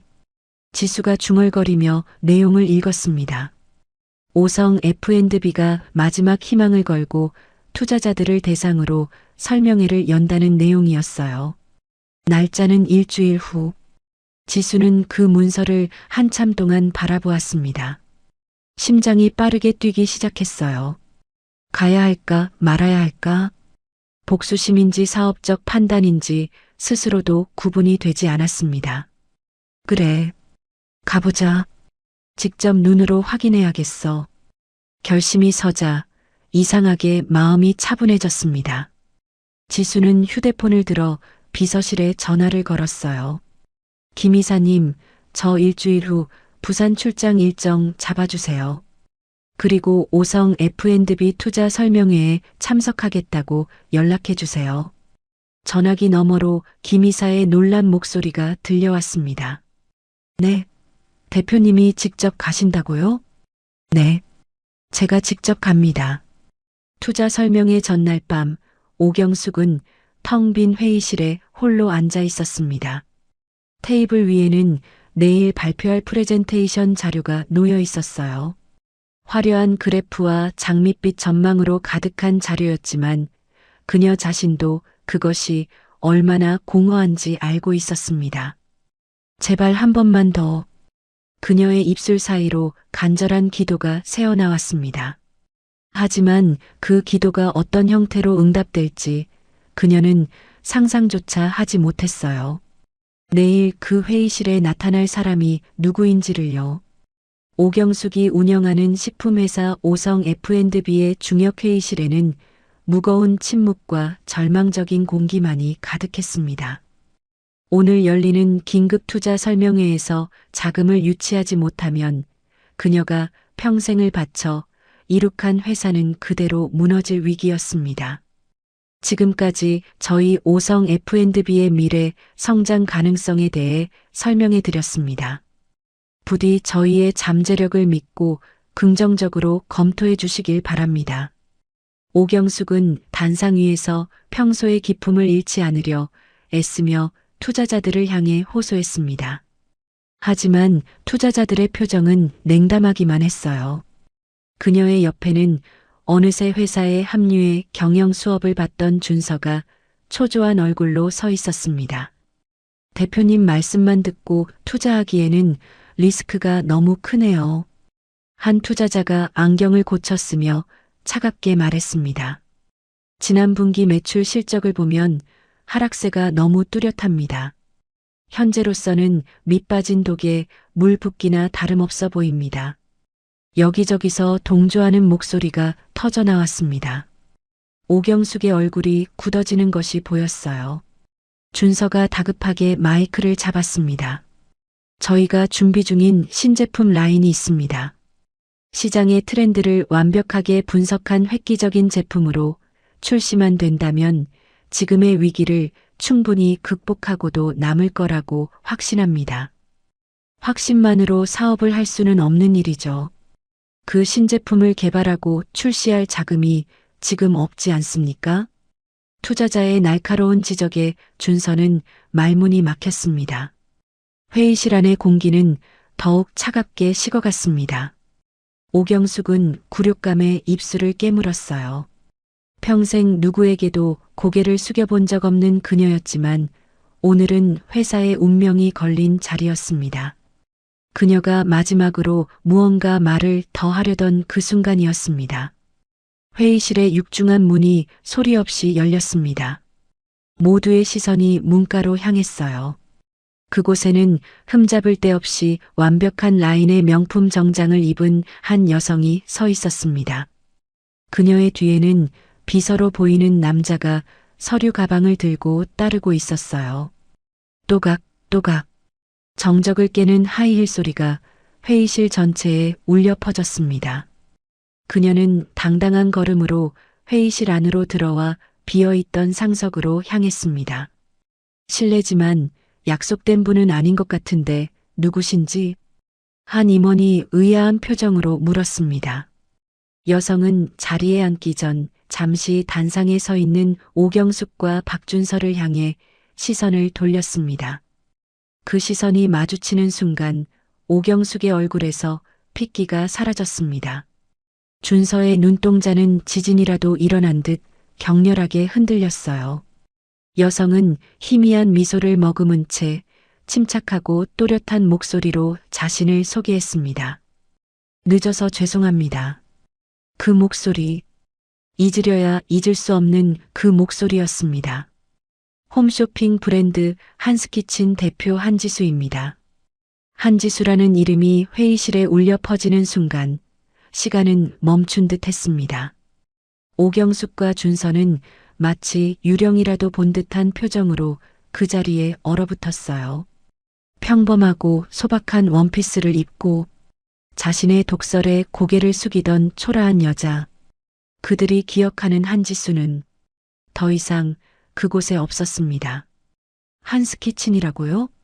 요즘 홈쇼핑에서 가장 핫하다는 바로 그 브랜드 말씀이십니까? 냉담했던 투자자들의 눈이 순식간에 반짝이기 시작했습니다. 한스키친은 최근 몇 달 사이 혜성처럼 등장해 주방용품 및 간편식 시장을 뒤흔들고 있는 신흥 강자였어요. 출시하는 제품마다 완판 행진을 이어가며 업계의 주목을 한 몸에 받고 있는 곳이었습니다. 네, 맞습니다. 오성 F&B의 투자 설명회가 있다는 소식을 듣고 혹시 협력할 부분이 있을까 싶어 급하게 찾아왔네요. 한지수는 태연하게 대답하며 비서가 건넨 서류를 검토하기 시작했습니다. 그녀의 여유로운 태도에 회의실의 분위기는 순식간에 반전되었습니다. 투자자들은 이제 오경숙이 아닌 한지수의 눈치를 살피기 시작했어요. 한 대표님께서 오성 F&B에 관심을 보이실 줄은 몰랐습니다. 글쎄요. 위기는 곧 기회라고도 하니까요. 그녀는 서류에서 눈을 떼고 다시 단상을 바라보았습니다. 이제 그녀의 시선은 냉철한 사업가의 그것이었습니다. 우선 오성 F&B의 정확한 부채 비율과 현재 유동성 위기의 직접적인 원인이 된 사업 부문에 대한 상세 자료를 검토하고 싶습니다. 준비되어 있으십니까? 그녀의 질문은 정확하게 오성 F&B의 가장 아픈 곳을 찔렀습니다. 오경숙은 아무 대답도 하지 못했습니다. 그저 새하얗게 질린 얼굴로 믿을 수 없다는 듯 한지수를 바라볼 뿐이었어요. 아들 준서 역시 마찬가지였습니다. 몇 달 전 자신이 그토록 지켜주지 못했던 여인이 이제는 어머니와 자신의 운명을 손에 쥔 채 눈앞에 서 있었습니다. 모욕의 만찬이 열렸던 그날 밤 초라한 원피스를 입고 고개 숙였던 여자는 이제 없었습니다. 그 자리에는 모두의 운명을 손에 쥔 냉철한 사업가 한지수만이 서 있을 뿐이었습니다. 유리창 너머로 도시의 야경이 화려하게 펼쳐졌지만 회의실 안의 공기는 얼어붙을 듯 차가웠습니다. 길고 무거운 침묵이 세 사람을 짓눌렀어요. 서류를 검토하던 지수의 무표정한 얼굴 위로 형광등 불빛이 하얗게 부서졌습니다.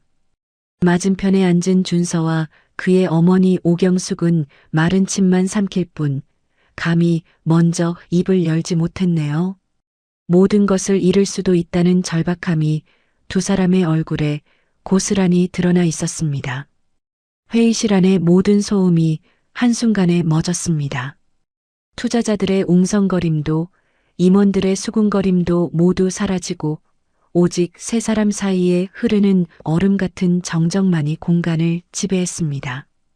오경숙은 마치 혼이라도 나간 사람처럼 멍하니 한지수를 바라보았고 준서는 차마 그녀와 눈을 마주치지 못한 채 주먹을 꽉 쥐었습니다. 과거의 연인이자 아들의 버림받은 여자, 그리고 이제는 회사의 운명을 쥐고 흔들 수 있는 막강한 투자자. 이 기막힌 현실을 받아들이기 어려웠습니다. 가장 먼저 침묵을 깬 것은 한지수였습니다. 그녀는 아무 일도 없었다는 듯 서류를 한 장 넘기며 사무적인 목소리로 말했어요. 시간이 없으니 본론부터 말씀드리죠. 오성 F&B의 재무제표를 검토해 봤습니다. 생각보다 상황이 더 심각하네요. 그녀의 목소리는 예전의 부드러움은 온데간데 없이 날카롭고 냉철한 사업가의 그것이었습니다. 특히 작년에 무리하게 추진했던 해외 리조트 사업의 부실 채권 문제가 가장 커 보입니다. 이 부분에 대한 명확한 해결책 없이는 어떤 투자자도 선뜻 나서기 어려울 겁니다. 그녀는 정확하게 오성 F&B의 가장 아픈 부분을 도려냈습니다. 오경숙의 지시로 준서가 주도했던 사업이었고 처참한 실패로 끝난 프로젝트였기 때문입니다. 준서의 얼굴이 하얗게 질렸습니다. 그건 저희가 현재 다각도로 해결 방안을 준서가 더듬거리며 변명을 시작하려 했지만 지수는 그의 말을 가차없이 잘랐습니다. 뜬구름 잡는 이야기는 듣고 싶지 않습니다. 구체적인 데이터를 기반으로 한 실행 가능한 계획을 말씀해 주세요. 혹시 준비된 것이 없으신가요? 그녀의 차가운 시선이 준서에게 향했습니다. 그는 아무 대답도 하지 못했습니다. 그저 고개를 숙일 뿐이었어요. 그 모습을 지켜보던 오경숙의 얼굴이 분노로 일그러지기 시작했습니다. 감히 저 천박한 계집애가 내 아들을, 내 회사에 대해 논하고 있다는 사실을 참을 수가 없었습니다. 내가 뭔데? 결국 그녀의 이성이 끊어졌습니다. 오경숙이 자리에서 벌떡 일어나 손가락으로 지수를 가리키며 소리쳤습니다. 내까짓 게 뭔데 감히 우리 회사를 두고 이래라 저래라 하는 거냐? 회의실의 모든 시선이 그녀에게 쏠렸습니다. 투자자들은 당황한 기색이 역력했고 임원들은 안절부절 못하며 그녀의 눈치만 살폈습니다. 하지만 지수는 눈 하나 깜짝하지 않았습니다. 오히려 희미한 미소를 지으며 그녀를 바라볼 뿐이었어요. 그 여유로운 태도가 오경숙을 더욱 미치게 만들었습니다. 어디서 근본도 없는 것이 돈 좀 벌었다고 눈에 뵈는 게 없는 게냐? 당장 여기서 꺼지지 못해. 고성에 가까운 폭언이 회의실을 울렸습니다. 모욕감과 굴욕감에 이성을 잃은 그녀는 금방이라도 지수에게 달려들 기세였습니다. 바로 그 순간이었습니다. 그만하십시오, 어머니. 준서가 오경숙의 앞을 가로막고 섰습니다. 태어나서 처음으로 그는 어머니의 뜻을 정면으로 거역했습니다. 그의 목소리는 분노와 슬픔으로 심하게 떨리고 있었습니다. 오경숙은 아들의 예기치 못한 행동에 충격을 받은 듯 말을 잇지 못했어요. 어머니가 틀렸어요. 준서는 절규하듯 외쳤습니다. 그의 눈에는 뜨거운 눈물이 고여 있었습니다. 우리가 지수 씨에게 무슨 짓을 했는지 벌써 잊으셨어요? 우리가 어떻게 그 사람의 마음을 짓밟고 상처 줬는지 정말 기억나지 않으시는 겁니까?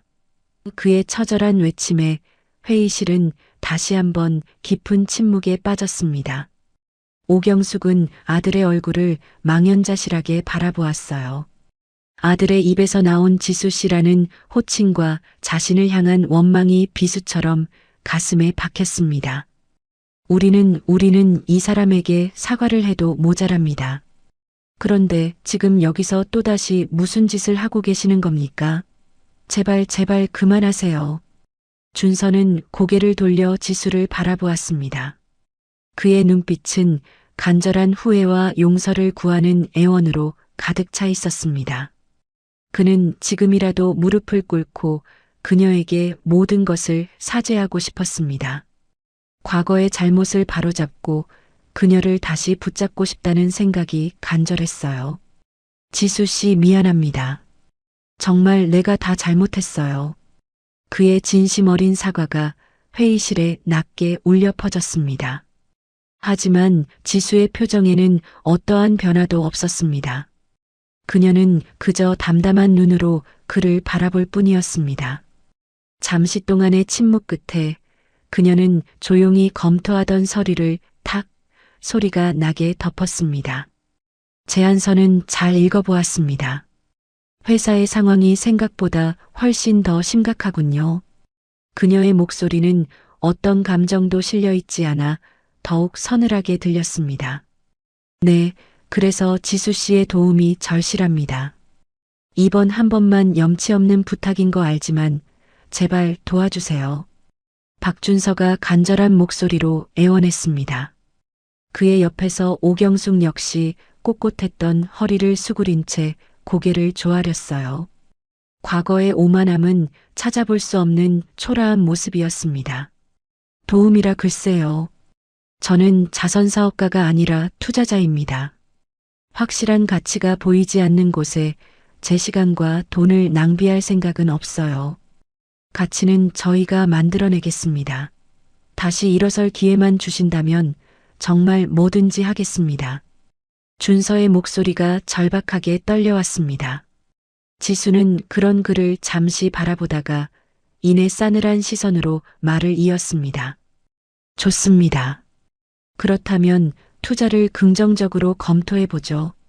물론 제 조건들을 모두 수용하신다는 전제하에 말입니다. 조건이라니요? 어떤 조건이든 전부 따르겠습니다.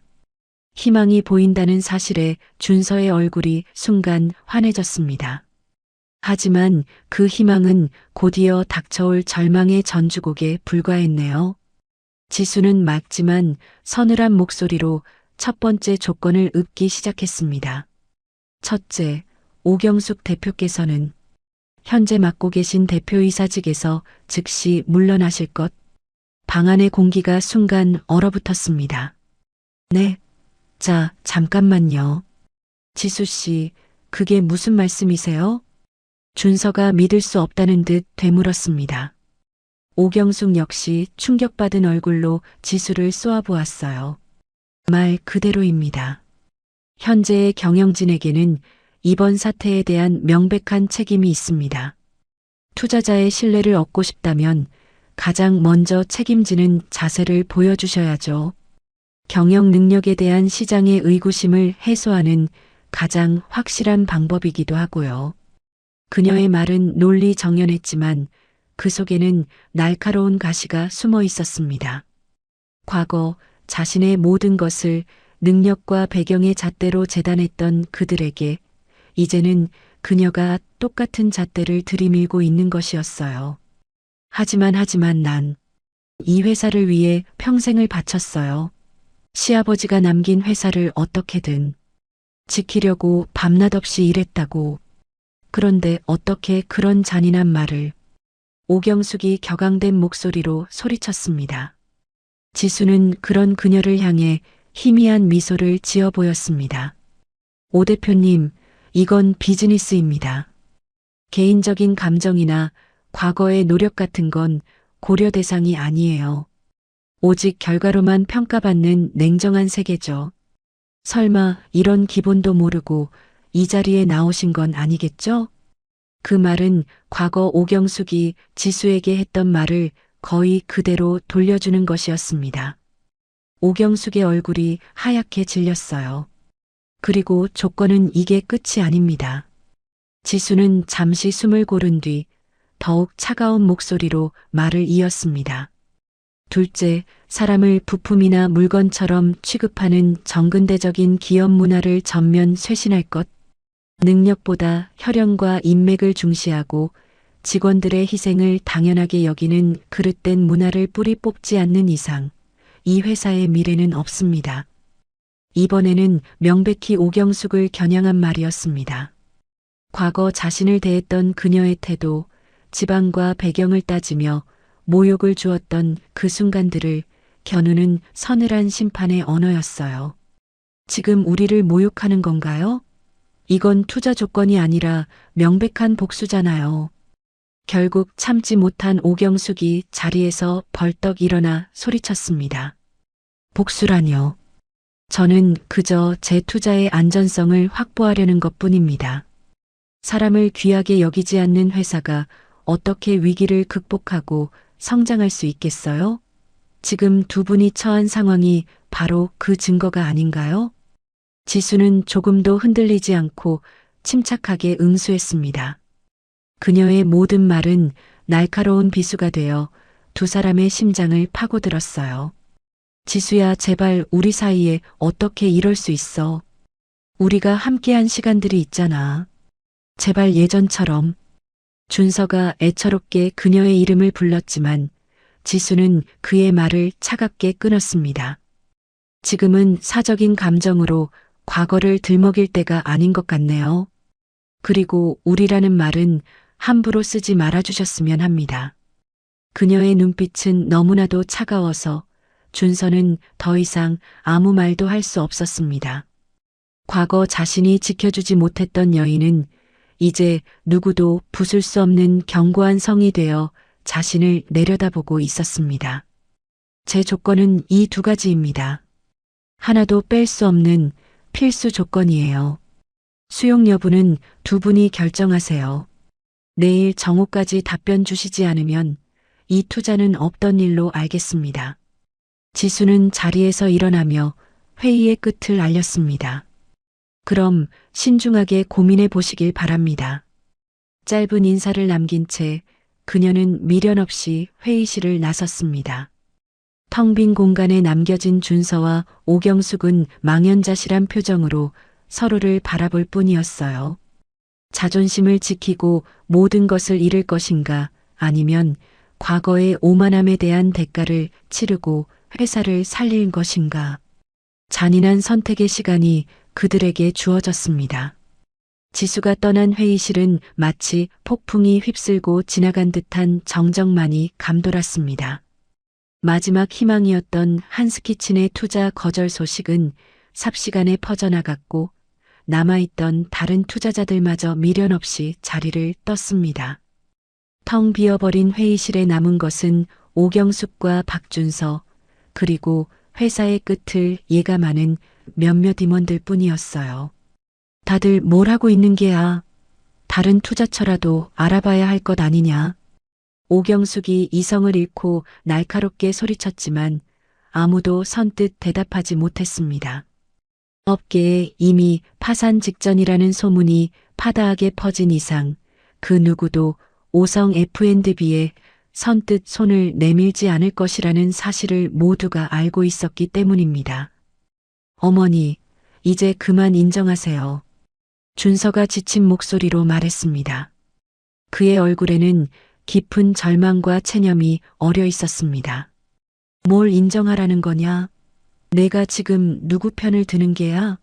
다 그 계집애 때문에 이렇게 된 거야. 처음부터 우리 회사를 무너뜨릴 작정으로 접근한 게 틀림없어. 아닙니다. 모든 건 우리 잘못이에요. 어머니와 저의 오만함이 부른 결과라고요. 닥치지 못해. 그녀의 고함 소리가 텅 빈 복도까지 울려 퍼졌습니다. 하지만 그 목소리에는 예전과 같은 위험 대신 처절한 불안감만이 가득했습니다. 그날 이후 회사는 걷잡을 수 없이 무너져 내렸습니다. 은행은 대출금 상환을 독촉했고 거래처들은 밀린 대금을 달라며 아우성이었습니다. 직원들은 하나둘씩 회사를 떠났고 한때는 사람들로 북적이던 사무실은 날이 갈수록 휑해졌습니다. 전화벨은 더 이상 새로운 계약을 알리는 소리가 아닌 빚 독촉을 알리는 공포의 소리가 되어버렸어요. 며칠 뒤 결국 최악의 상황이 닥치고 말았습니다. 법원에서 나온 집행관들이 사무실에 들이닥쳐 모든 집기에 빨간색 압류 딱지를 붙이기 시작했습니다. 이게 무슨 짓들입니까? 당장 이것들 떼지 못해요. 오경숙이 달려나와 집행관의 팔을 붙잡고 소리쳤지만 그는 감정 없는 목소리로 서류를 내밀 뿐이었습니다.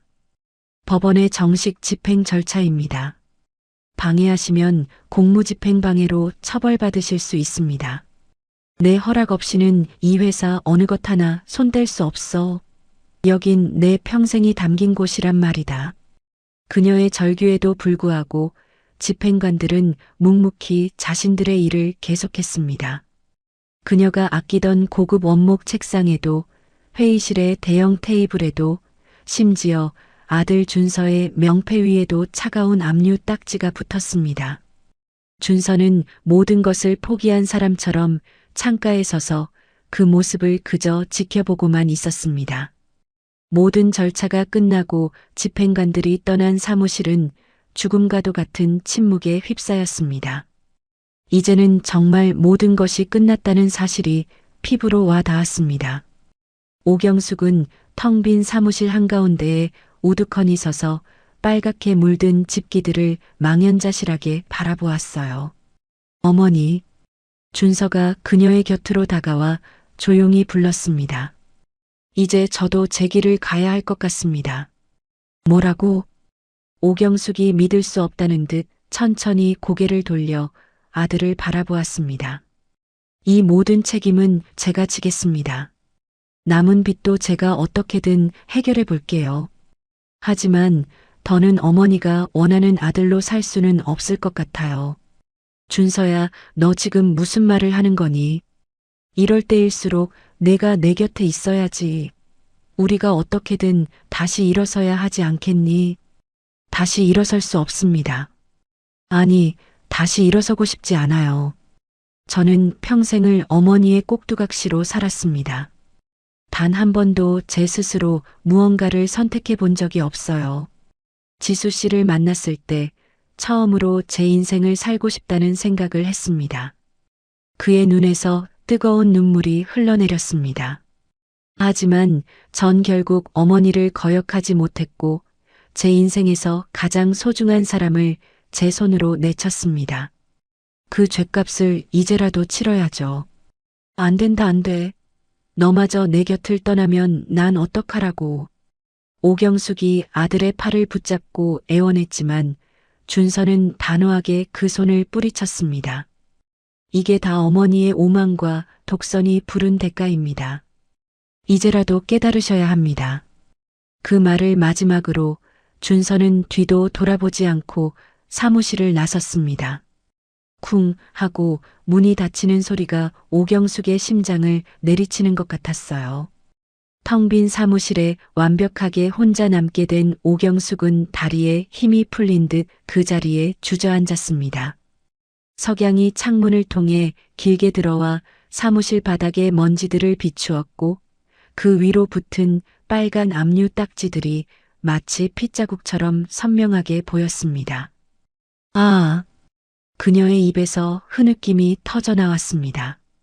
평생 아들의 앞길만을 위한다는 명분 아래 저질렀던 수많은 오만과 독선, 가난한 집안의 딸이라는 이유로 지수를 멸시하고 모욕했던 순간, 아들의 진심 어린 사랑을 짓밟고 자신의 욕심을 채우려 했던 과거의 모습들이 주마등처럼 스쳐 지나갔습니다. 내가 다 망쳤어. 모든 것을 잃고 나서야 그녀는 자신이 무엇을 잘못했는지 깨달았습니다. 아들의 행복이 아닌 자신의 만족을 위해 아들을 곁에 묶어두려 했던 이기심, 사람 위에 군림하려 했던 오만함이 결국 자신과 아들의 인생 전부를 앗아갔다는 것을요. 흐엉. 사무실 안에는 그녀의 처절한 오열만이 가득했습니다. 뒤늦은 후회가 파도처럼 밀려왔지만 시간은 결코 되돌릴 수 없었습니다. 그녀가 평생을 바쳐 쌓아 올린 오만의 성은 그렇게 한순간에 무너져 내리고 있었습니다. 법원의 압류 집행이 끝난 뒤 오경숙은 며칠 동안 집 밖으로 나오지 못했습니다. 커튼을 친 어두운 방 안에서 하루 종일 누워만 있었어요. 먹지도 씻지도 않았습니다. 그저 천장만 바라보며 지나간 날들을 되새겼지요. 그녀의 삶이 파노라마처럼 스쳐 지나갔어요. 젊은 시절 가난한 집안에서 태어나 이를 악물고 공부했습니다. 명문대를 나와 은석을 만났고 그의 집안 사업에 뛰어들어 5성 F&B를 일구었어요. 남편은 현실에 만족하는 사람이었지만 그녀는 달랐습니다. 더 높이, 더 크게, 더 화려하게. 끝없는 욕망이 그녀를 이끌었어요. 그 과정에서 남편을 멀리했고 아들을 도구처럼 키웠습니다. 준서의 행복이 아니라 집안의 영광만을 생각했어요. 그리고 지수가 나타났을 때 그녀는 본능적으로 위협을 느꼈습니다. 아들을 빼앗기는 것 같은 느낌, 자신이 쌓아 올린 모든 것이 무너지는 것 같은 공포. 그래서 그랬구나. 그 애를 밀어내려고 그렇게 발악을 했구나. 오경숙은 두 손으로 얼굴을 감쌌습니다. 지수의 부모님을 모욕하던 자신의 모습이 떠올랐어요. 그때 지수의 눈에 맺혔던 눈물 그것들이 이제야 제대로 보였습니다. 미안해. 어둠 속에서 그녀의 흐느낌이 새어나왔습니다. 누구에게 하는 말인지 알 수 없었어요. 지수에게인지 아들에게인지 아니면 자기 자신에게인지. 일주일쯤 지났을까요? 오경숙은 무거운 몸을 이끌고 침대에서 일어났습니다. 거울에 비친 자신의 모습은 처참했어요. 푹 꺼진 눈, 헝클어진 머리카락, 초췌한 얼굴. 한때 철의 여인이라 불리던 사람의 모습이 아니었습니다. 그녀는 욕실로 가서 세수를 했어요. 차가운 물이 얼굴을 적시자 조금씩 정신이 돌아왔습니다. 거울 속의 자신을 한참 동안 바라보다가 오경숙은 낮게 중얼거렸어요. 이대로 죽을 수는 없어. 죽는다고 해서 무엇이 해결되는 건 아니었습니다. 오히려 비겁한 도망일 뿐이었어요. 그녀는 살아서 자신의 죗값을 치러야 했습니다. 어떤 형태로든. 며칠 뒤 오경숙은 작은 짐 가방 하나를 들고 집을 나섰습니다. 호화로운 아파트도 명품으로 가득한 옷장도 모든 것을 두고 떠났어요. 더는 그것들을 지킬 필요도 자격도 없었습니다. 그녀가 찾아간 곳은 도시 외곽의 작은 무료급식소였습니다. 오래전 어머니가 세상을 뜨기 전 마지막으로 봉사활동을 했던 곳이었어요. 저 여기서 일할 수 있을까요? 급식소를 운영하는 할머니가 그녀를 위아래로 훑어보았습니다. 손님으로 오신 분이 아니신 것 같은데 일하러 오셨어요? 네. 뭐든지 하겠습니다. 오경숙은 고개를 숙였습니다. 평생 누구에게도 숙이지 않았던 고개였어요. 하지만 이상하게도 그것이 부끄럽지 않았습니다. 오히려 마음 한구석이 가벼워지는 느낌이었습니다. 좋아요. 그럼 내일부터 나오세요. 새벽 5시예요. 감사합니다. 그날부터 오경숙의 새로운 삶이 시작되었습니다. 새벽에 일어나 재료를 다듬고 커다란 솥에 국을 끓였어요. 손님들에게 밥을 퍼주고 설거지를 하고 바닥을 닦았습니다. 그녀의 손은 곧 물집이 잡히고 갈라졌지만 멈추지 않았어요. 이상한 일이었습니다. CEO로서 수백 명의 직원을 거느리던 때보다 지금 이렇게 묵묵히 일할 때가 더 편안했어요. 남과 비교할 필요도 누구 위에 군림할 필요도 없었습니다. 그저 오늘 하루 배고픈 사람들에게 따뜻한 밥 한 끼를 대접하면 그만이었습니다. 몇 달이 지난 어느 날 오경숙은 급식소 뒤편에서 설거지를 하다가 문득 하늘을 올려다보았습니다. 맑고 푸른 하늘이었어요. 예전에는 이런 하늘을 볼 여유조차 없었습니다. 항상 앞만 보고 달렸으니까요. 오 선생님, 오늘 국이 아주 맛있어요. 식사를 마친 어르신이 웃으며 말했습니다. 감사합니다. 맛있게 드셨다니 다행이에요. 오경숙은 미소를 지었습니다. 진심이 담긴 미소였어요. 얼마 만에 지어보는 진짜 미소인지 알 수 없었습니다. 지수 씨, 그리고 준서야. 언젠가 기회가 된다면 용서를 구할 수 있을까? 그녀는 다시 설거지를 시작했습니다. 아직 갈 길이 멀었습니다. 하지만 적어도 올바른 방향으로 가고 있다는 것만은 확신할 수 있었어요. 한편 준서는 어머니 곁을 떠난 뒤 아버지를 찾아갔습니다. 아버지. 목공방 문을 열고 들어선 준서의 모습은 초라했어요. 눈 밑에는 짙은 그림자가 드리워져 있었고 며칠은 제대로 먹지 못한 듯 볼이 홀쭉했습니다. 박은석은 대패질을 멈추고 아들을 바라보았습니다. 아무 말 없이 그저 바라보기만 했어요. 그 침묵 속에서 준서의 눈에 눈물이 차올랐습니다. 아버지, 저 모든 걸 망쳤어요. 회사도 어머니도 그리고 지수 씨도 전부 제 손으로 망쳤습니다. 준서의 목소리가 떨렸습니다. 그는 더 이상 버티지 못하고 그 자리에 무릎을 꿇었어요. 아버지, 저 어떻게 해야 해요? 이제 어떻게 살아야 하는 거예요? 은석은 천천히 아들에게 다가갔습니다. 그리고 그의 어깨를 잡아 일으켜 세웠어요. 일어나라, 준서야. 아버지, 사람은 넘어지면 다시 일어서는 거야. 내가 잘못한 건 맞다. 하지만 그걸 깨달았으면 된 거야. 늦지 않았어. 은석은 아들을 작업대 앞으로 이끌었습니다. 그리고 대패 하나를 건네주었어요. 여기서 다시 시작해라. 나무를 다루는 법부터 배워. 천천히 하나씩.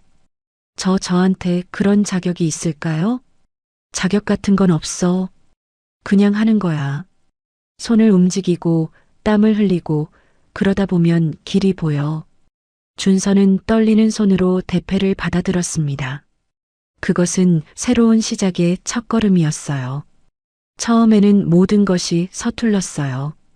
대패질을 하다가 손을 베기 일쑤였고 톱질을 하면 라인이 삐뚤어졌습니다. 그가 만든 첫 번째 의자는 앉자마자 삐걱거렸고 결국 장작으로 쓸 수밖에 없었어요. 아버지, 저 소질 없는 것 같아요. 좌절한 준서가 말했습니다. 하지만 박은석은 그저 웃을 뿐이었어요. 소질이 없는 게 아니라 익숙하지 않은 거야. 나무를 다루는 건 시간이 걸려. 조급하게 생각하지 마. 하지만 내가 예전에 회사에서 일할 때는 모든 게 빨랐겠지.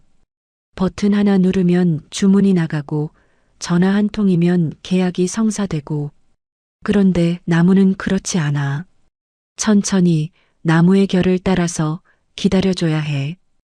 은석은 작업대에서 일어나 창밖을 바라보았습니다.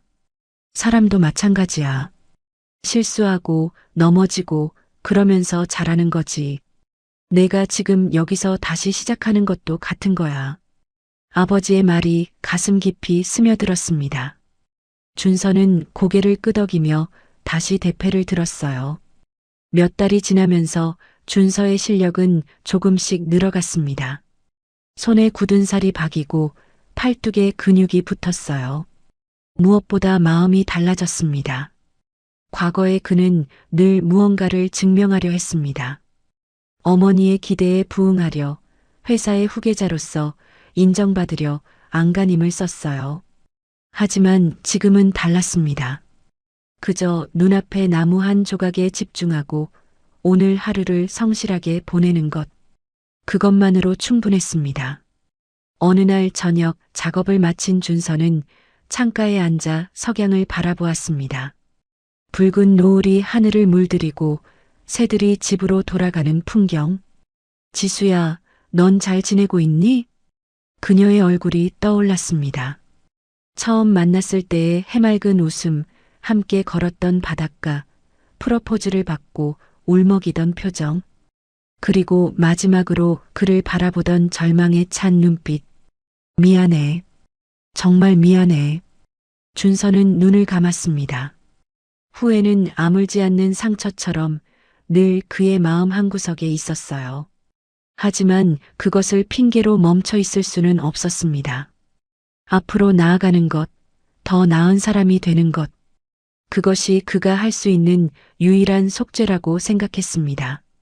그는 작업대에서 일어나 새로운 나무 조각을 집어들었습니다. 작은 스툴을 만들 생각이었어요. 누군가가 잠시 앉아 쉬어갈 수 있는 따뜻하고 단단한 의자. 언젠가 이게 내게 전해지면 좋겠어. 그의 손이 천천히 움직이기 시작했습니다. 1년이라는 시간이 흘렀습니다. 왁자지껄한 웃음소리와 고소한 냄새가 가득한 재래시장. 한때 낡고 외면받던 이곳은 이제 젊은이들까지 즐겨 찾는 명소로 탈바꿈했습니다. 그 중심에는 밝은 미소를 지으며 상인들과 어울리는 지수가 있었어요. 아이고, 우리 한 대표님 오셨네. 이것 좀 맛봐요. 오늘 새로 만든 거야. 사장님, 자꾸 이렇게 주시면 살쪄요. 그나저나 어제 온라인 주문 폭주해서 물량은 괜찮으세요? 떡볶이집 사장님이 건네는 간식을 받으며 지수가 웃었습니다. 그녀의 손에는 태블릿 PC가 들려 있었지만 눈은 언제나 사람들을 향해 있었어요. 한스키친의 지역 상생 프로젝트는 대성공이었습니다. 전통시장의 상인들과 협력해 온라인 판로를 열어주고 품질 관리와 마케팅을 지원했어요. 그 결과 시장은 활력을 되찾았고 상인들의 매출은 2배 이상 늘어났습니다. 대표님 덕분에 우리도 이제 전국으로 물건을 팔아요. 세상 참 좋아졌어. 제가 뭘 했다고요? 사장님들이 좋은 물건을 정직하게 만드시니까 가능한 거죠. 지수의 겸손한 말에 상인들이 흐뭇하게 웃었습니다. 그녀는 더 이상 과거의 상처에 얽매인 사람이 아니었어요. 아픔을 딛고 일어나 자신만의 방식으로 세상에 온기를 전하고 있었습니다. 며칠 후 지수의 사무실로 작은 택배 상자가 배달되었습니다. 발신인 이름은 없었지만 주소는 낯익은 목공방의 것이었어요. 상자를 열자 작고 단단한 나무 스툴이 모습을 드러냈습니다. 고운 나뭇결이 살아있는 투박하지만 정성이 가득 담긴 물건이었어요. 함께 들어있던 편지를 펼쳤습니다. 당신이 어디에 있든 잠시 쉬어갈 수 있는 작은 쉼터가 되기를 바랍니다. 당신 덕분에 정직하게 땀 흘리는 삶의 가치를 배웠습니다. 진심으로 행복하길 바랍니다. 지수는 편지를 한참 동안 바라보았습니다. 눈시울이 붉어졌지만 눈물을 흘리지는 않았어요. 대신 희미한 미소가 입가에 번졌습니다. 그녀는 스투를 창가에 놓았습니다. 따스한 오후 햇살이 나무 위로 쏟아져 내렸어요. 어울렸습니다. 마치 처음부터 그 자리에 있었던 것처럼. 잘 지내고 있구나. 지수는 창밖을 바라보았습니다. 활기찬 시장의 풍경, 웃으며 오가는 사람들, 그리고 끝없이 펼쳐진 푸른 하늘. 과거는 아팠습니다. 하지만 그 아픔이 있었기에 지금의 그녀가 있었어요. 더 단단해지고 더 따뜻해졌습니다. 이제 그들은 각자의 길 위에서 자신만의 방식으로 가장 정직한 행복을 만들어가고 있었습니다. 그것으로 충분했습니다. 우리 구독자님들, 오늘의 이야기 어떠셨나요? 사연 들어주셔서 감사드리고 재미난 사연 계속 들으실 수 있도록 구독, 좋아요, 알림 설정 버튼 꾹 눌러주시고 주변에 공유도 해주세요. 댓글도 남겨주시면 다음 사연 제작에 큰 힘이 됩니다. 오늘도 행복이 함께 하시길 소망하겠습니다.